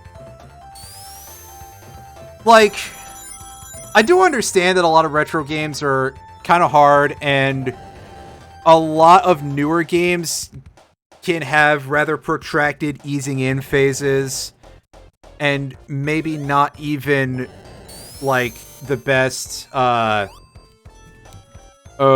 God. Pardon me. And, you know, not even, like, the highest sort of difficulty ceiling, compared to a lot of retro games. But also, on the other hand, it's Sonic 1! It's not that bad, really, of a game. It's not the Dark Souls of 16-bit platform. Is that still funny? You know, that I can think of at least, like, 30 or 40 or 50 games for the NES that are several times harder than this. And I can think of quite a few games for the Master System that are harder than this. Shockingly, all of them are Phantasy Star.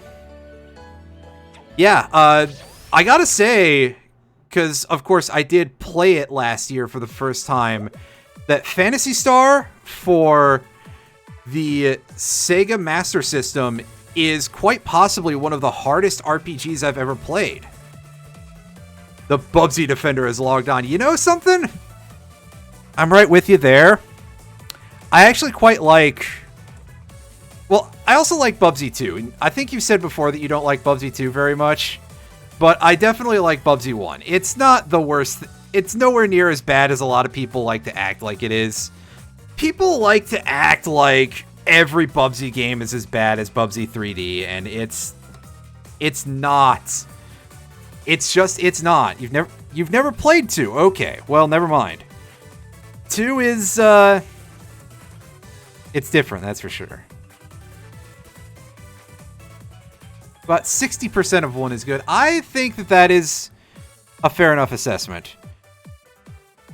The original Phantasy Star, Iron Fury, you never beat, but you always wanted to. I would recommend tracking down the Sega Ages version, which is available on Nintendo Switch Online Store, if you really wish to play it.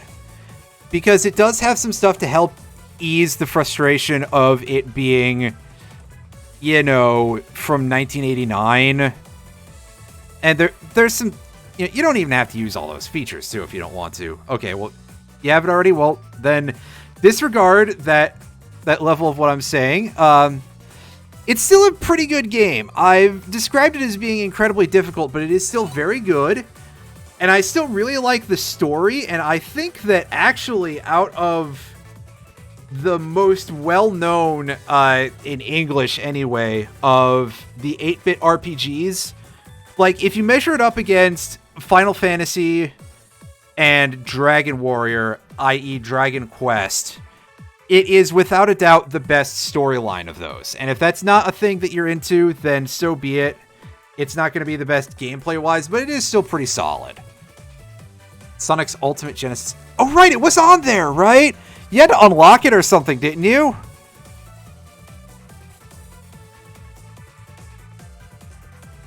Yeah,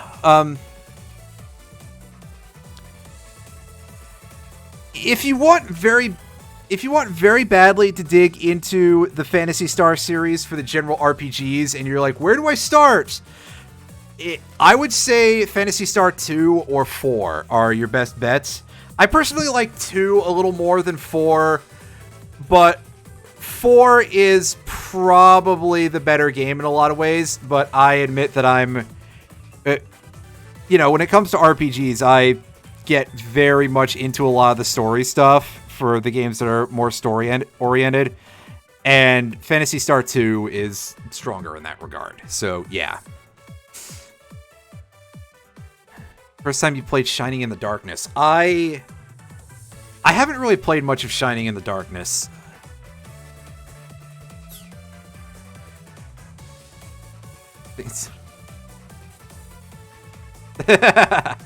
Well, yeah, if Phantasy Star Online, if you're interested in that side of things, well, that is something that would be a little tough for me to say specifically, because I'm having this realization of my knowledge of the 3D ARPG style Phantasy Star stuff. So when they started doing MMOs, I played Phantasy Star Universe earlier this year, which you know quite well by now, because I've already mentioned it earlier this stream too. And I played through the original story and the story for Ambition of the Illuminous. I had never played the story of Ambition of the Illuminous, and I remembered like only half or so of Phantasy Star Universe. I remembered the things that were really fucked up, and that was about it.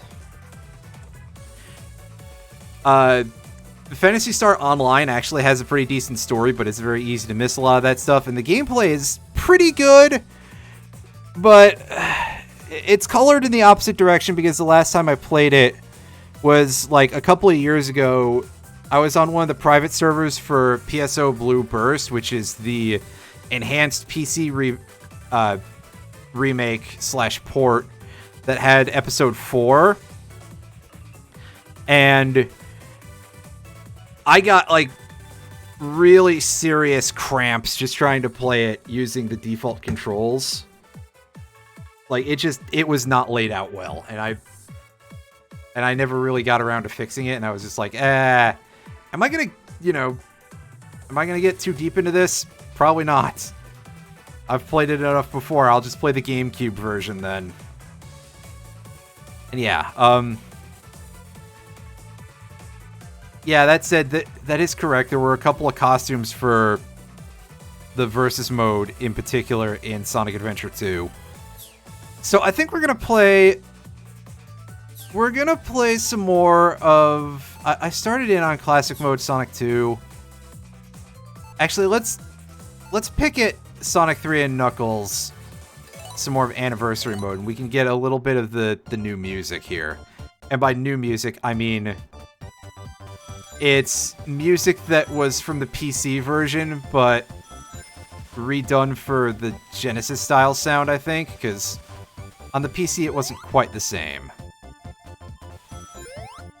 But yeah, it's quite sad that this is a thing that happened. As I said, it would probably be a fair place to see some competent new sound design happen, but one of the tracks is replacing Ice Cap Zone. You know, that's never going to end well, because Ice Cap Zone is one of the most beloved themes from this game, and for very good reason.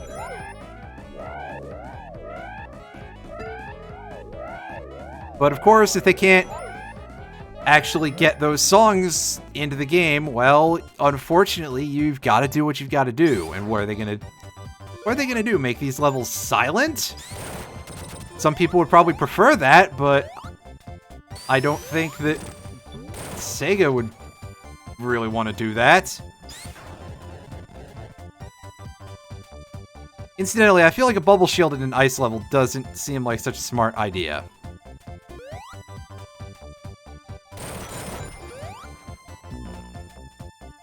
Oh, wow. That...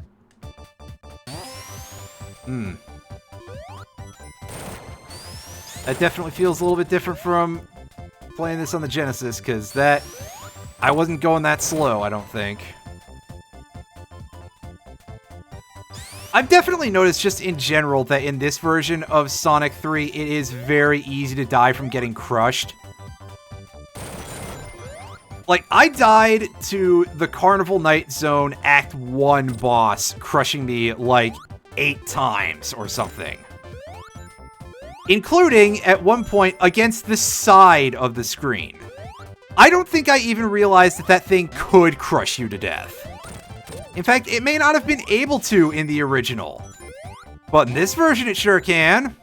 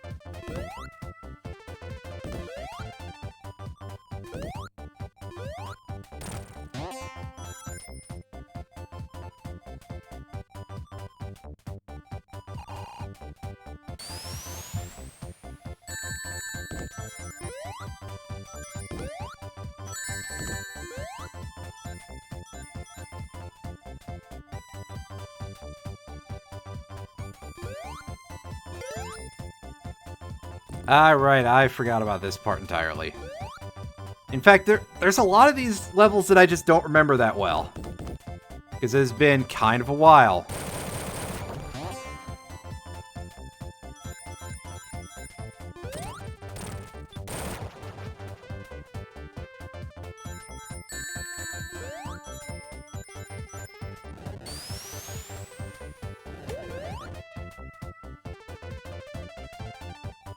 If I say, oh, that's always death.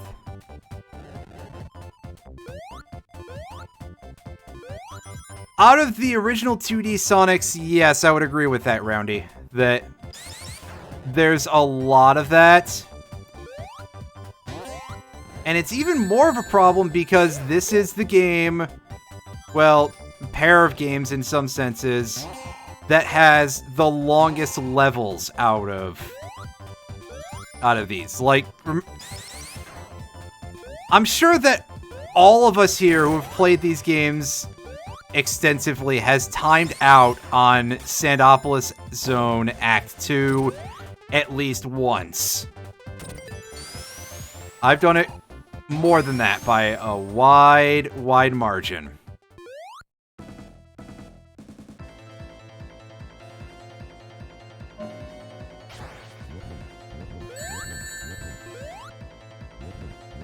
Fuck.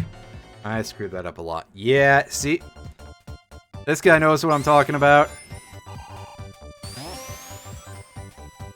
The time limit on Sandopolis Act 2 is brutal. Because the level is just so fucking long.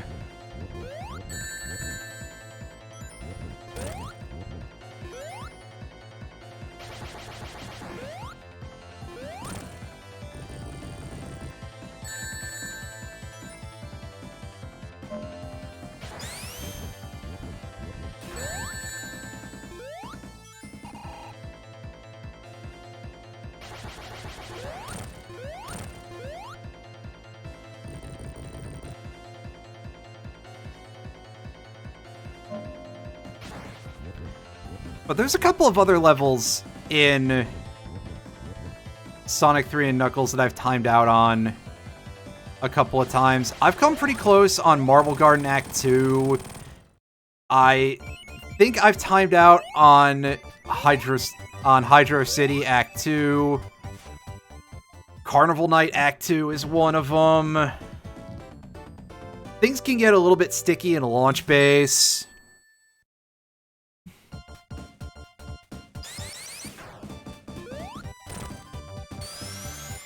Yeah, this game's levels are just so big.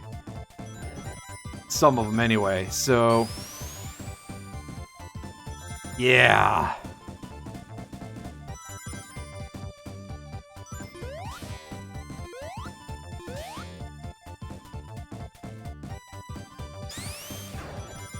Well, I almost didn't, but yeah, it is definitely a thing that can get a little bit irritating when people are like, Hydrosity. Let me out of the ice block. Oh, I took my shield anyway. Damn. I mean, come on, folks. It is very blatantly city-like, I think.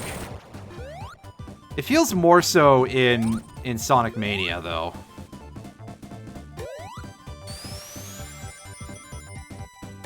The boats were neat in the Sonic Mania version of Hydro City too, but I don't know how much of a shelf life, for lack of a better term offhand.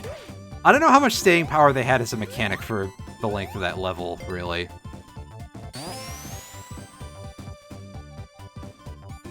Don't touch those, but we'll pop over them.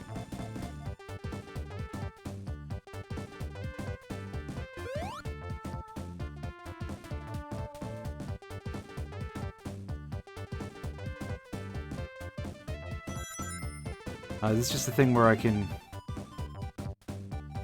if you time it right, you can get a pretty big jump boost, but I don't think we're going to need that.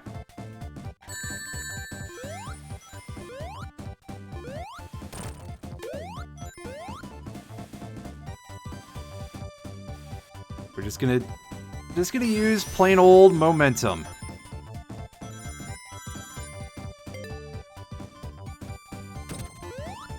Oh.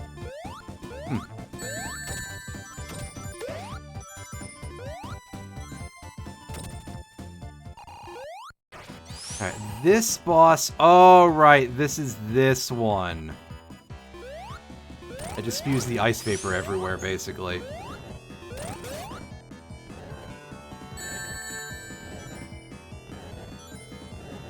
Is there no way to escape from that without taking a hit? I could swear that there was.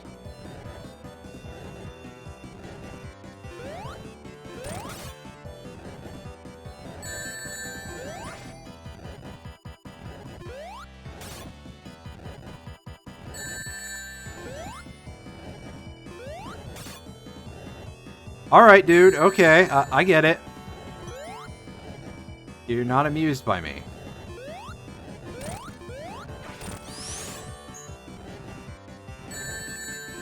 Shit, my ring went off the screen. Thankfully, I managed to get that through pure luck. Also, this stage is a lot shorter than I remember, so that's quite a difference for Sonic 3. Alright.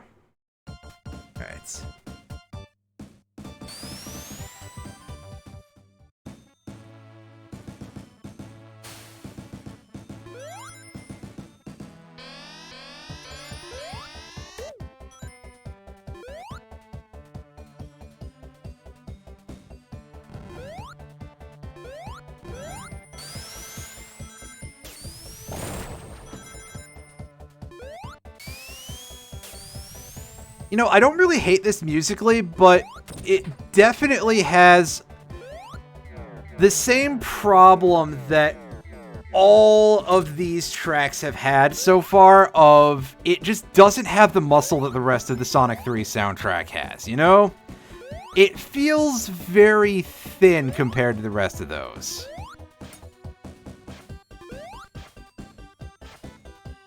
Oh, right, we have to hit the square things to get those. That's my bad.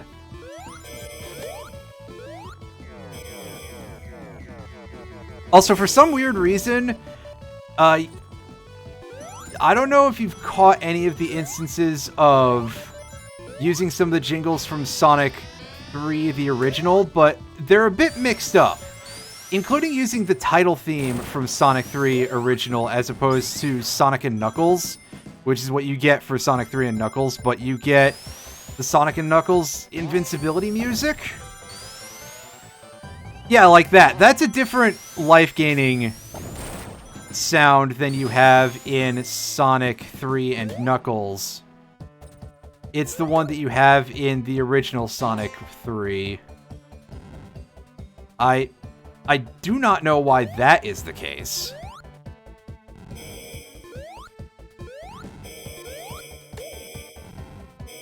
Especially not with the title theme, because they're basically the same piece of music. Oh, remember what we used, just pick one. Well, as I've said before multiple times, the point of this is to get new fans interested in the old games after the success of the Sonic movies.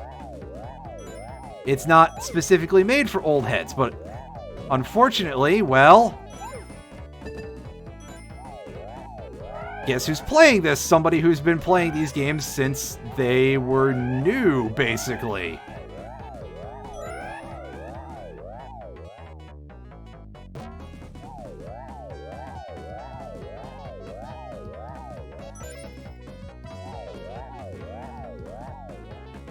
And unfortunately, someone who has lost all their skills over the years, but I digress.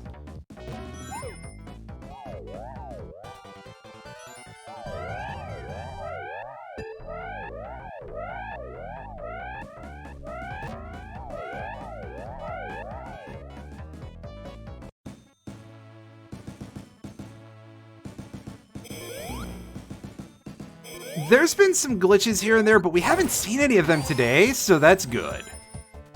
And my experience has been a lot less glitchy than what a lot of people have been reporting. So, I mean, this is probably still a good choice if this is what's available, and, I mean, it is, so...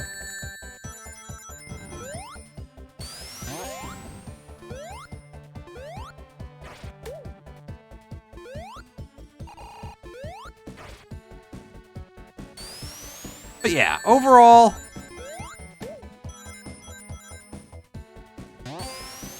this is less bad than I was...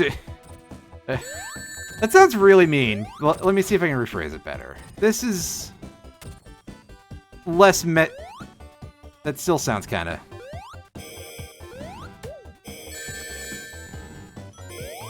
Oh, whatever.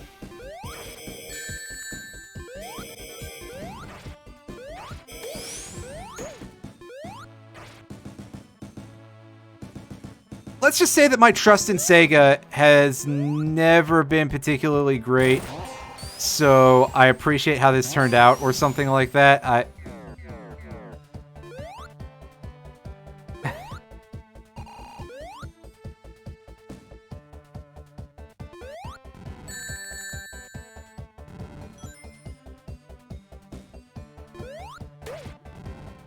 It has a target audience, and it works very well for that target audience. There we go.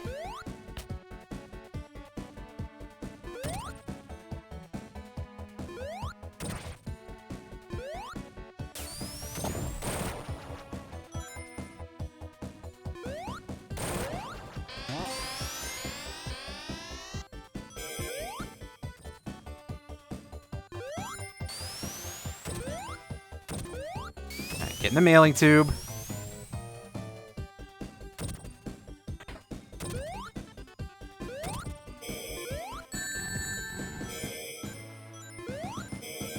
Get in the mailing tube.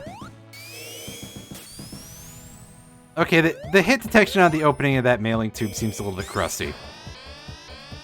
But I've certainly seen worse.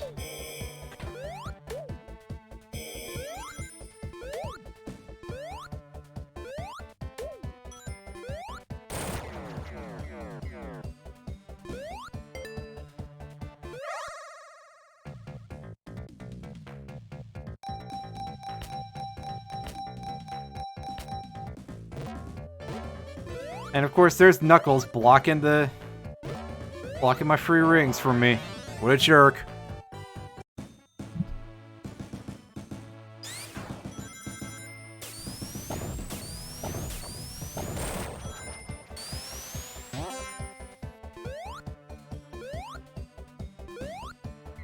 And there's Eggman stealing a weapon of some description.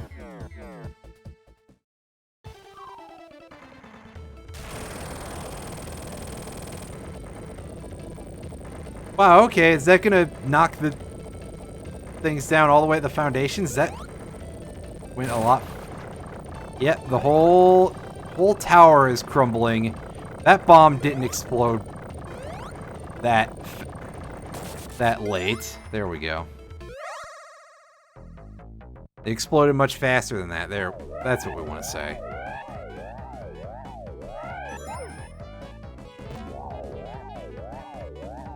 I think a bubble shield is going to be our worst option for this boss. Unfortunately, I just missed out on the fire shield, which would be much better. Oh well. Maybe we'll be able to keep it into the next level, which, like every Act 2 in Sonic 3, except for Marble Garden, is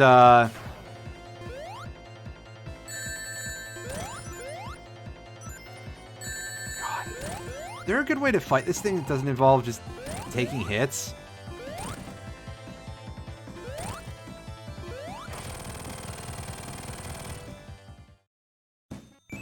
I certainly don't remember if there was.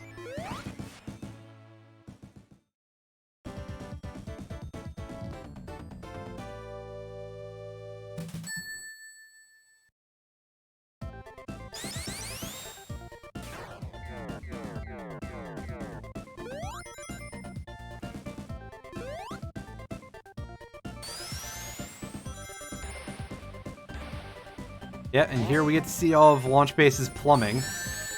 Ow! Got shot in the butt by a laser because I wasn't going fast enough. Don't you hate it when that happens? Just get shot in the butt by a laser? Hopefully it doesn't happen to you regularly. If it does.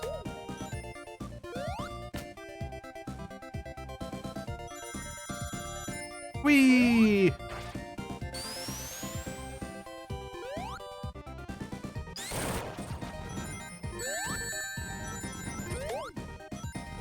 This piece of music, by the way, does not feel like it's all that related to the previous one.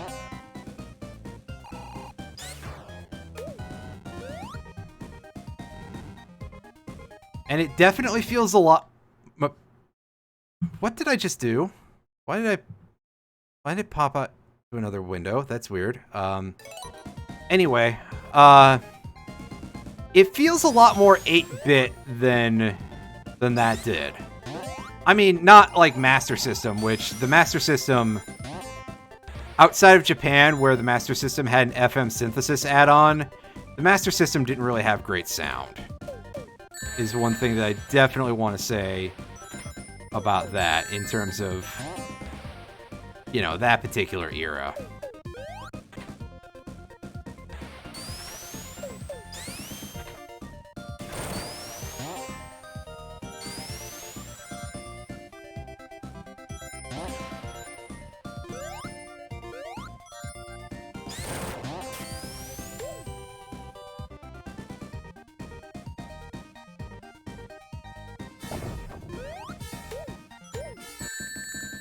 Wow, he got me in the middle of when I was still getting my invincibility. What a complete and utter jerk. That's a thing that I don't really have a whole lot of memory of ever happening to me while playing Sonic, but maybe it has and I don't remember. As if I remember every single Sonic run I've ever had. Actually, listening to this for a little more, this does sound like something you'd hear on the Genesis. It's because there is a lot more going on sound-wise with Sonic 3 and Knuckles that this sounds so out of place. This just sounds like something out of a much more typical Genesis game.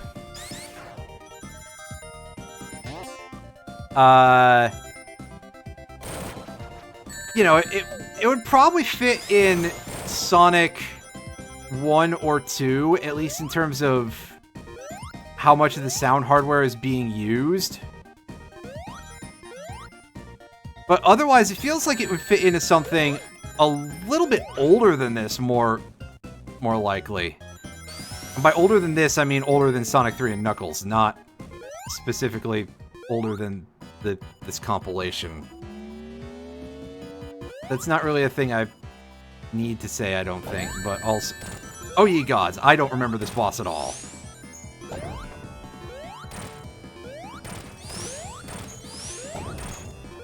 But it looks like it's pretty easy to fight, now that I understand it. Because this is just pre-gaming me for the real chain of boss fights here, right?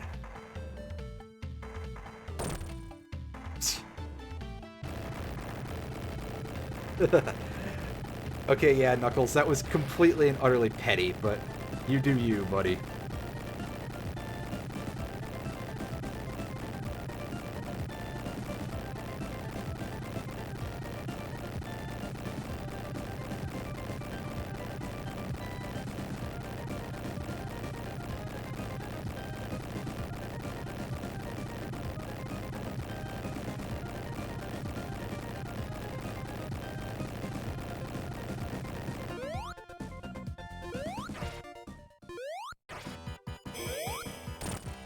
Ah, yes, this thing.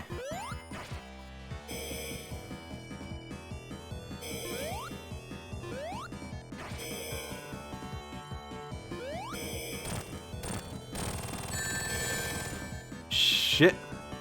Well, at the very least, they got those air currents to rescue you.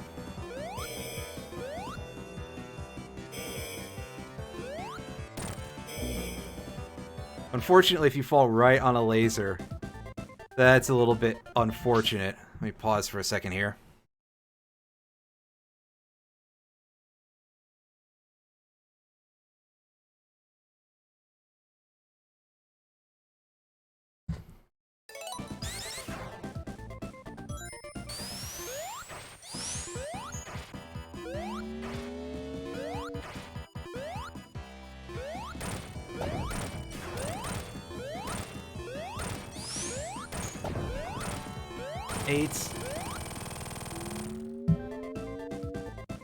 Easiest boss in this zone by far, and then we go over here. We get punched.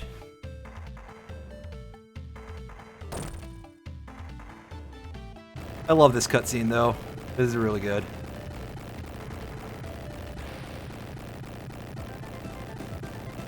Like, Sonic's just like, oh, Knuckles, yeah, let me handle this. Just flies at him and gets punched. The whole thing is super good.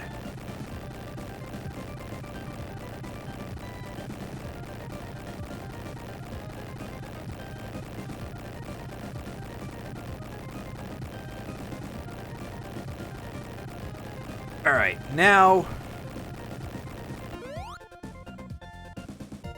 we got this boss. I don't know if this thing has an official name, but again, I seem to recall from either a magazine or a strategy guide or something referring to this thing as the triple score.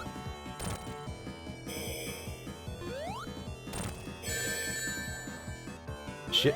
Give me back that ring.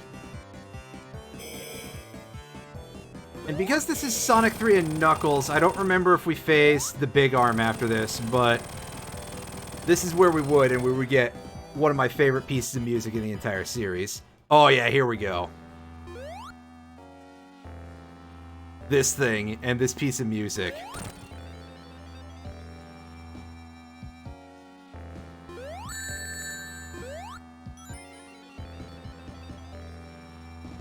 So foreboding, and then it just goes into this bit here.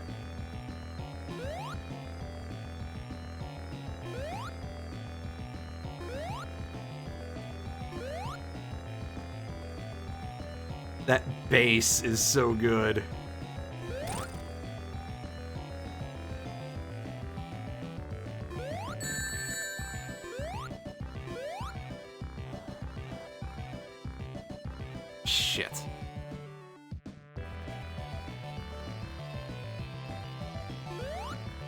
But yeah, there's a whole string of boss fights. If we fail here, it's not going to be pretty. Yeah.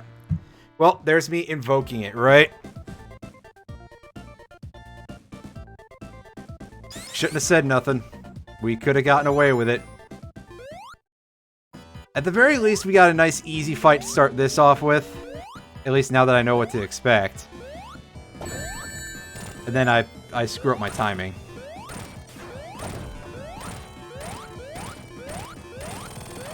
It's also known as, how fast can you mash the jump button? Get back in the pod.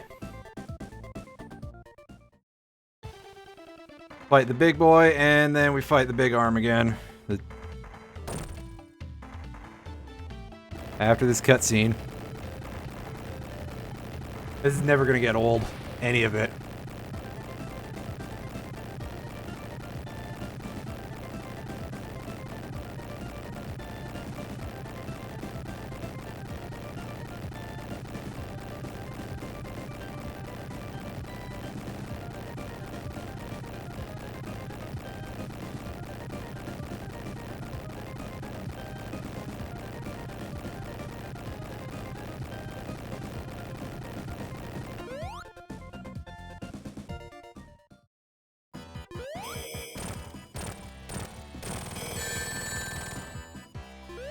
Just let me get back one of those.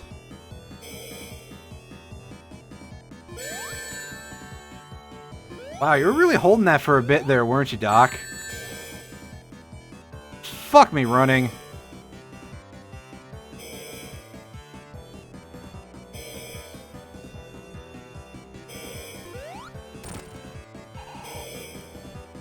I don't want to deal with the orbiting orb here.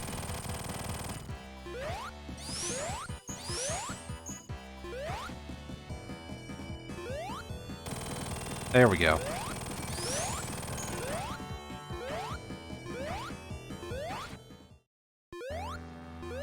And here we go again, folks.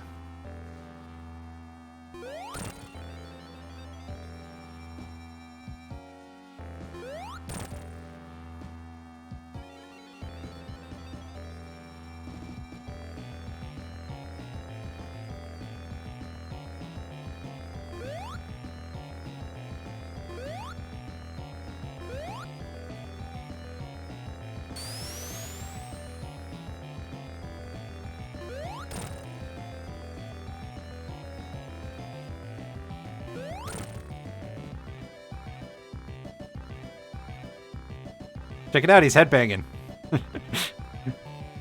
I am very easily amused. Oh, that was almost a little bit bad.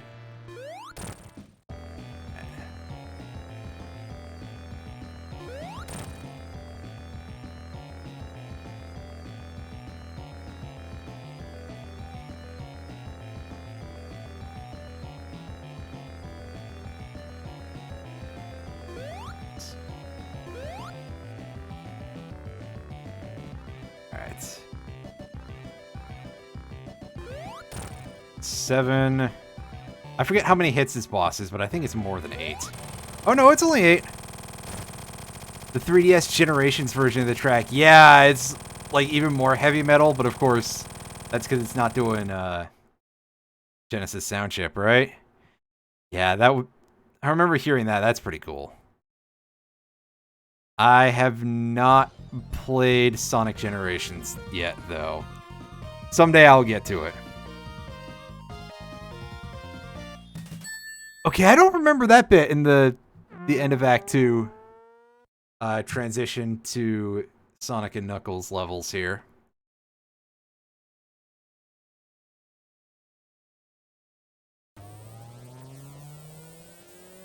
Yeah, I don't remember this at all. Wow.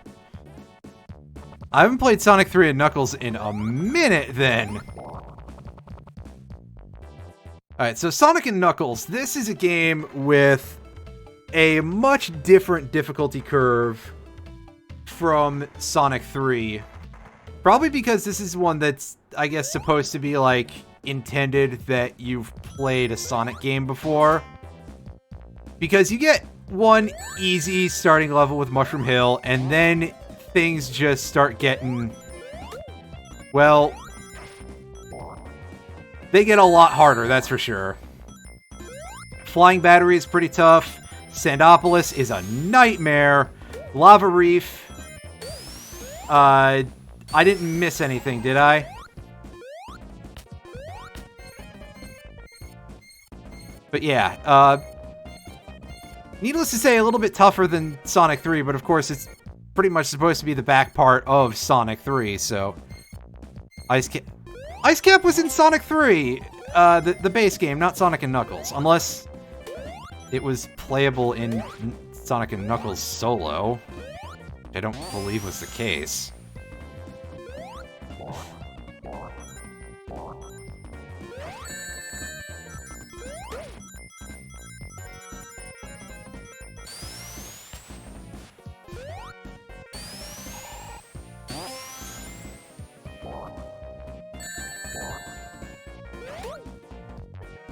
But yeah, see if I level select. Yeah, that would probably... because the order of the levels in the level select is a lot different from the actual order that they show up in most Sonic games, and including in Sonic 3 and Knuckles. Saying that sort of difficulty curve reminds me, rather... oh yeah, Doomsday Zone, because, yeah, there's all the stuff after Lava Reef, right? There's Sky Sanctuary, which is like one level, and then... there's a Hidden Palace Zone proper, right? That's not just a thing that was meant to be in Sonic 2 and was axed. Wow, I screwed that up a lot, so yeah. And then there's the Death Egg Zone, and Doomsday Zone is where the final boss is. Anyway, that sort of difficulty curve does remind me a lot of Sonic Mania, where I really feel like Sonic Mania was designed around the idea that if you're playing it, you've probably played a Sonic game before.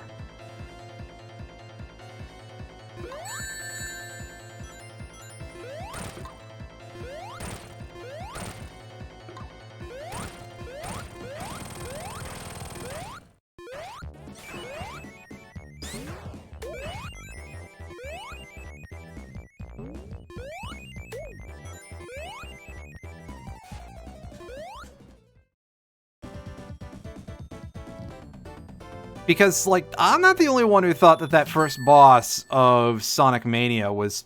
or first boss, the boss of Green Hill Zone, which was very similar in a lot of ways to the final boss of 2, right? If I'm keeping all this together correctly.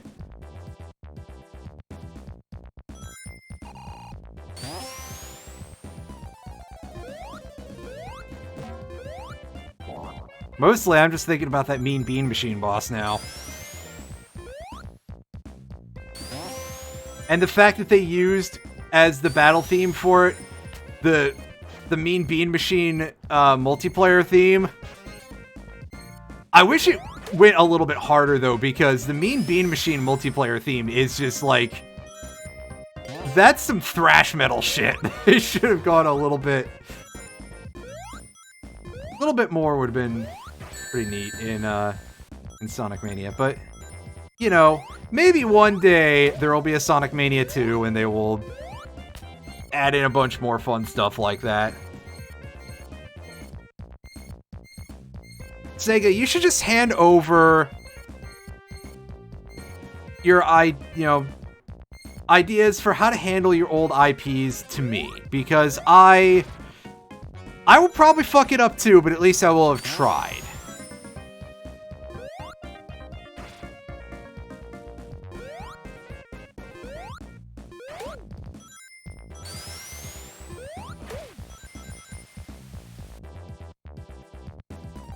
You know, I'm certainly not the person to ask about Yakuza, but...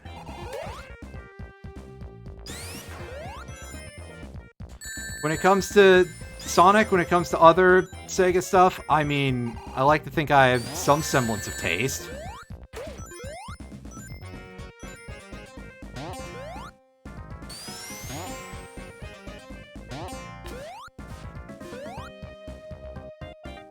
Okay, game. We're supposed to use this thing, right? And we want more momentum before we do that. There we go. That's what we're looking for.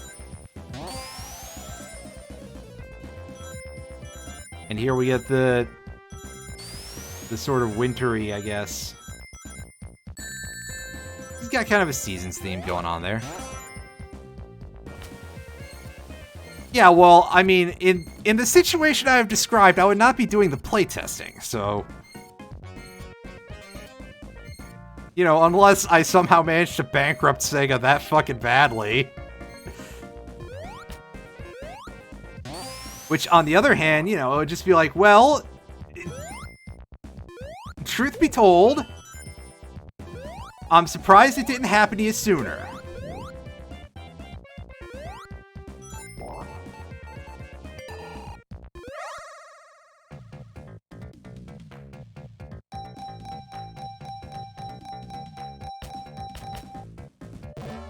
Damn it, Knuckles, you've ruined a lot of things, apparently.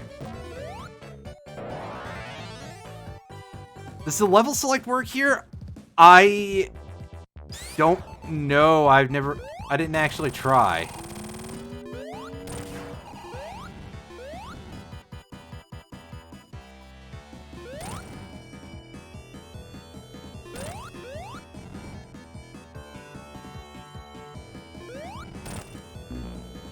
My fire shield! I love the fire shield. Fire shield's really good. That dash? Oh man, so nice. It's just that, of course, it's up against the other two shields, which the bubble shield is super great in any stage that is water. And the lightning shield brings the coins to... brings the rings to you. Sorry, I saw the word coins at the bottom of the screen.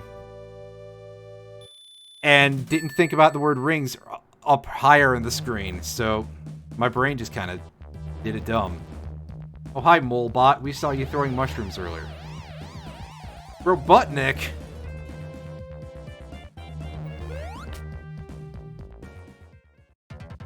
Yeah.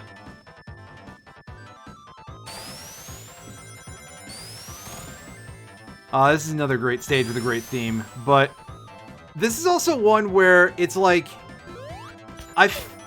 you can go super fast in this stage for a good chunk of it, but it feels like it's such a long stage. Like, both Flying Battery stages, I think, are like 6-minute stages most of the time when I play them.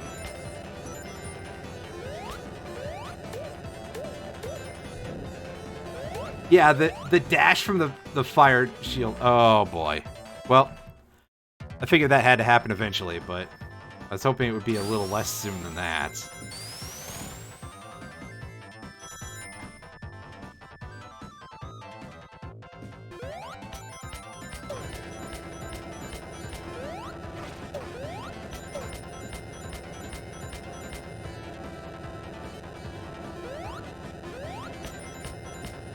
Yeah, the changed screen proportions are inducing a thing with the level design, because it certainly would appear that in a great many cases they are not adjusted to deal with that very much.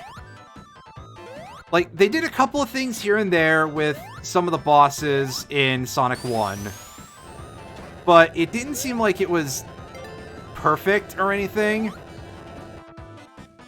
And here we're, you know, when you get to the regular levels, once you get past that, it's much less good.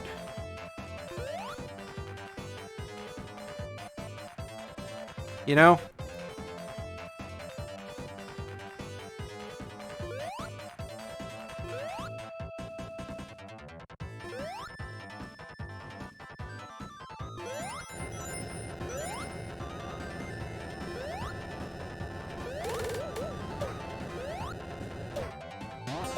And that's unfortunate because, of course, most of Sonic is platforming and going fast.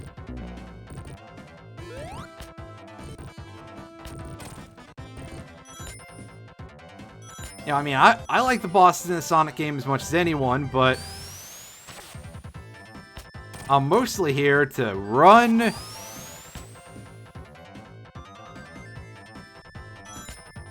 And completely whiff a jump that I didn't think about how to account for.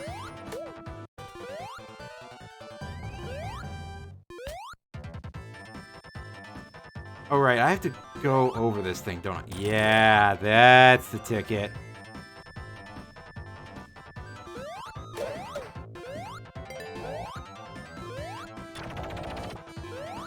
You know what? We don't have a shield. Let's see if we can get one here.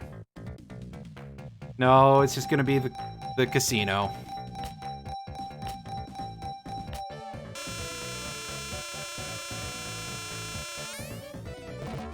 Wow, okay, game.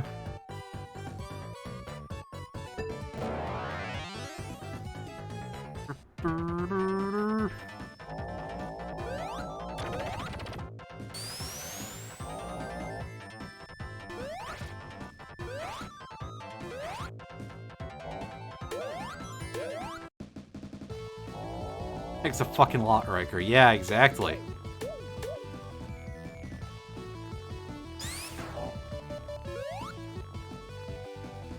Now this seems like an easy place to get crushed.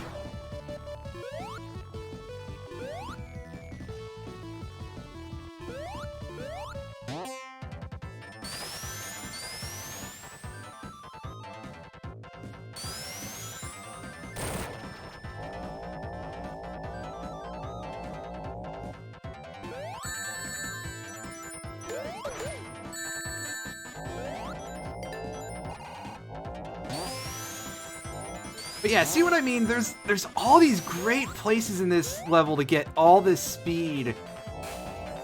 But we're 3 minutes 30 seconds in here so far. You can see just how much space there is here. A lot of space in this mall.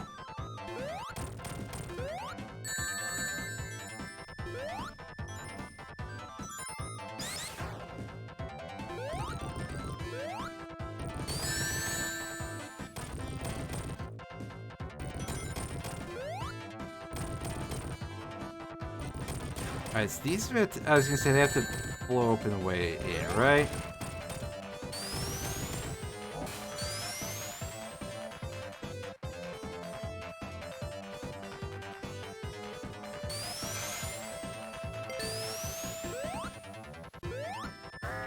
Ah, yes, this boss is entertaining. I get to hit itself in the head. Honestly, just walk off of it.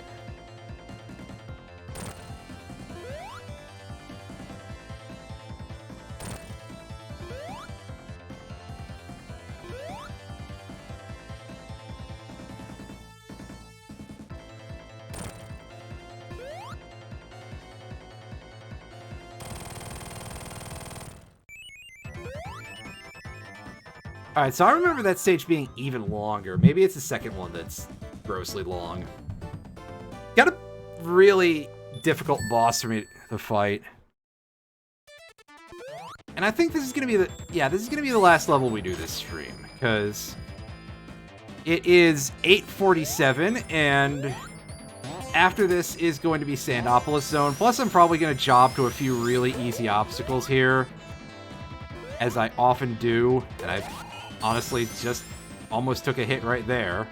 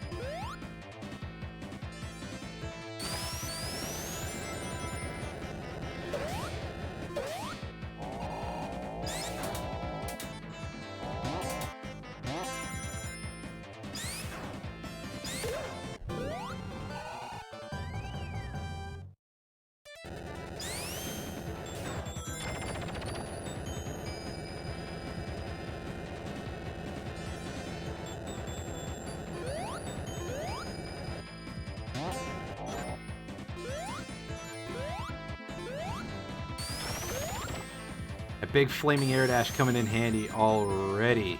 Yep.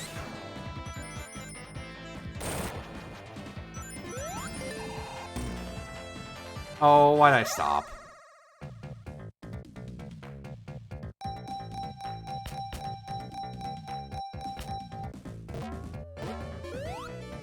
Good job, Tails. You probably didn't actually ruin it for me, but whatever. Good job anyway, Tails.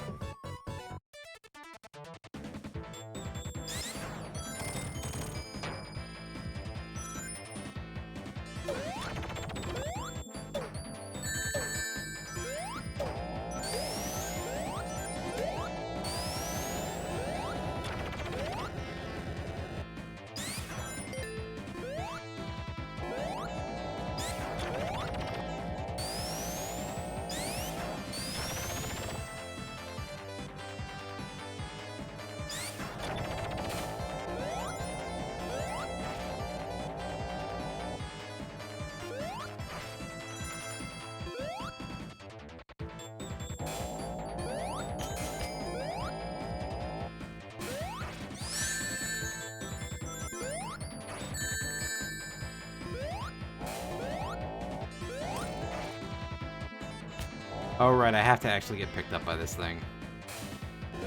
It's not the things from Chemical Plant Zone.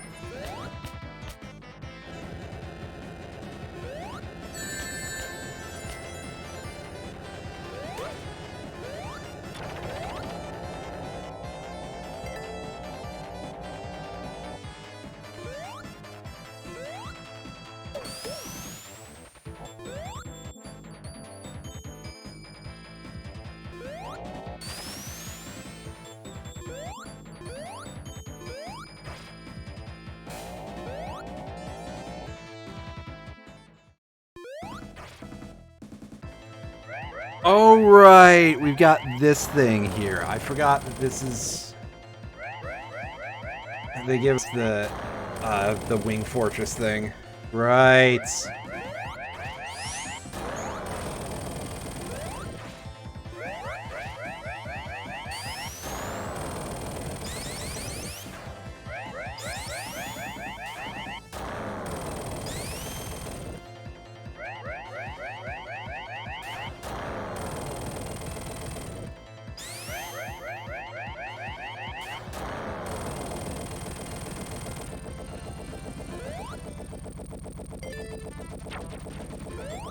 And then we get another auto-scrolling section.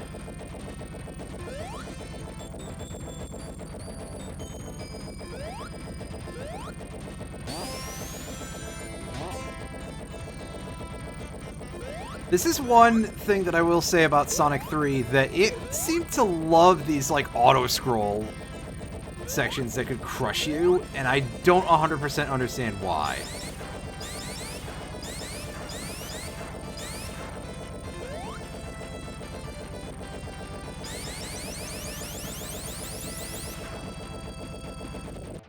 Alright. Yeah, this thing kinda sucks.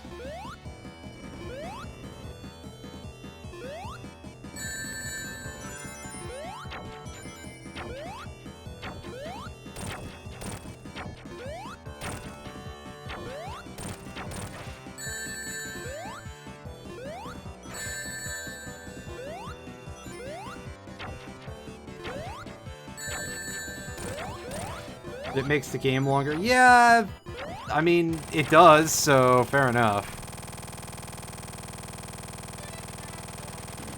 Oh, it's nice looking. It's just that I really usually suck at that fight.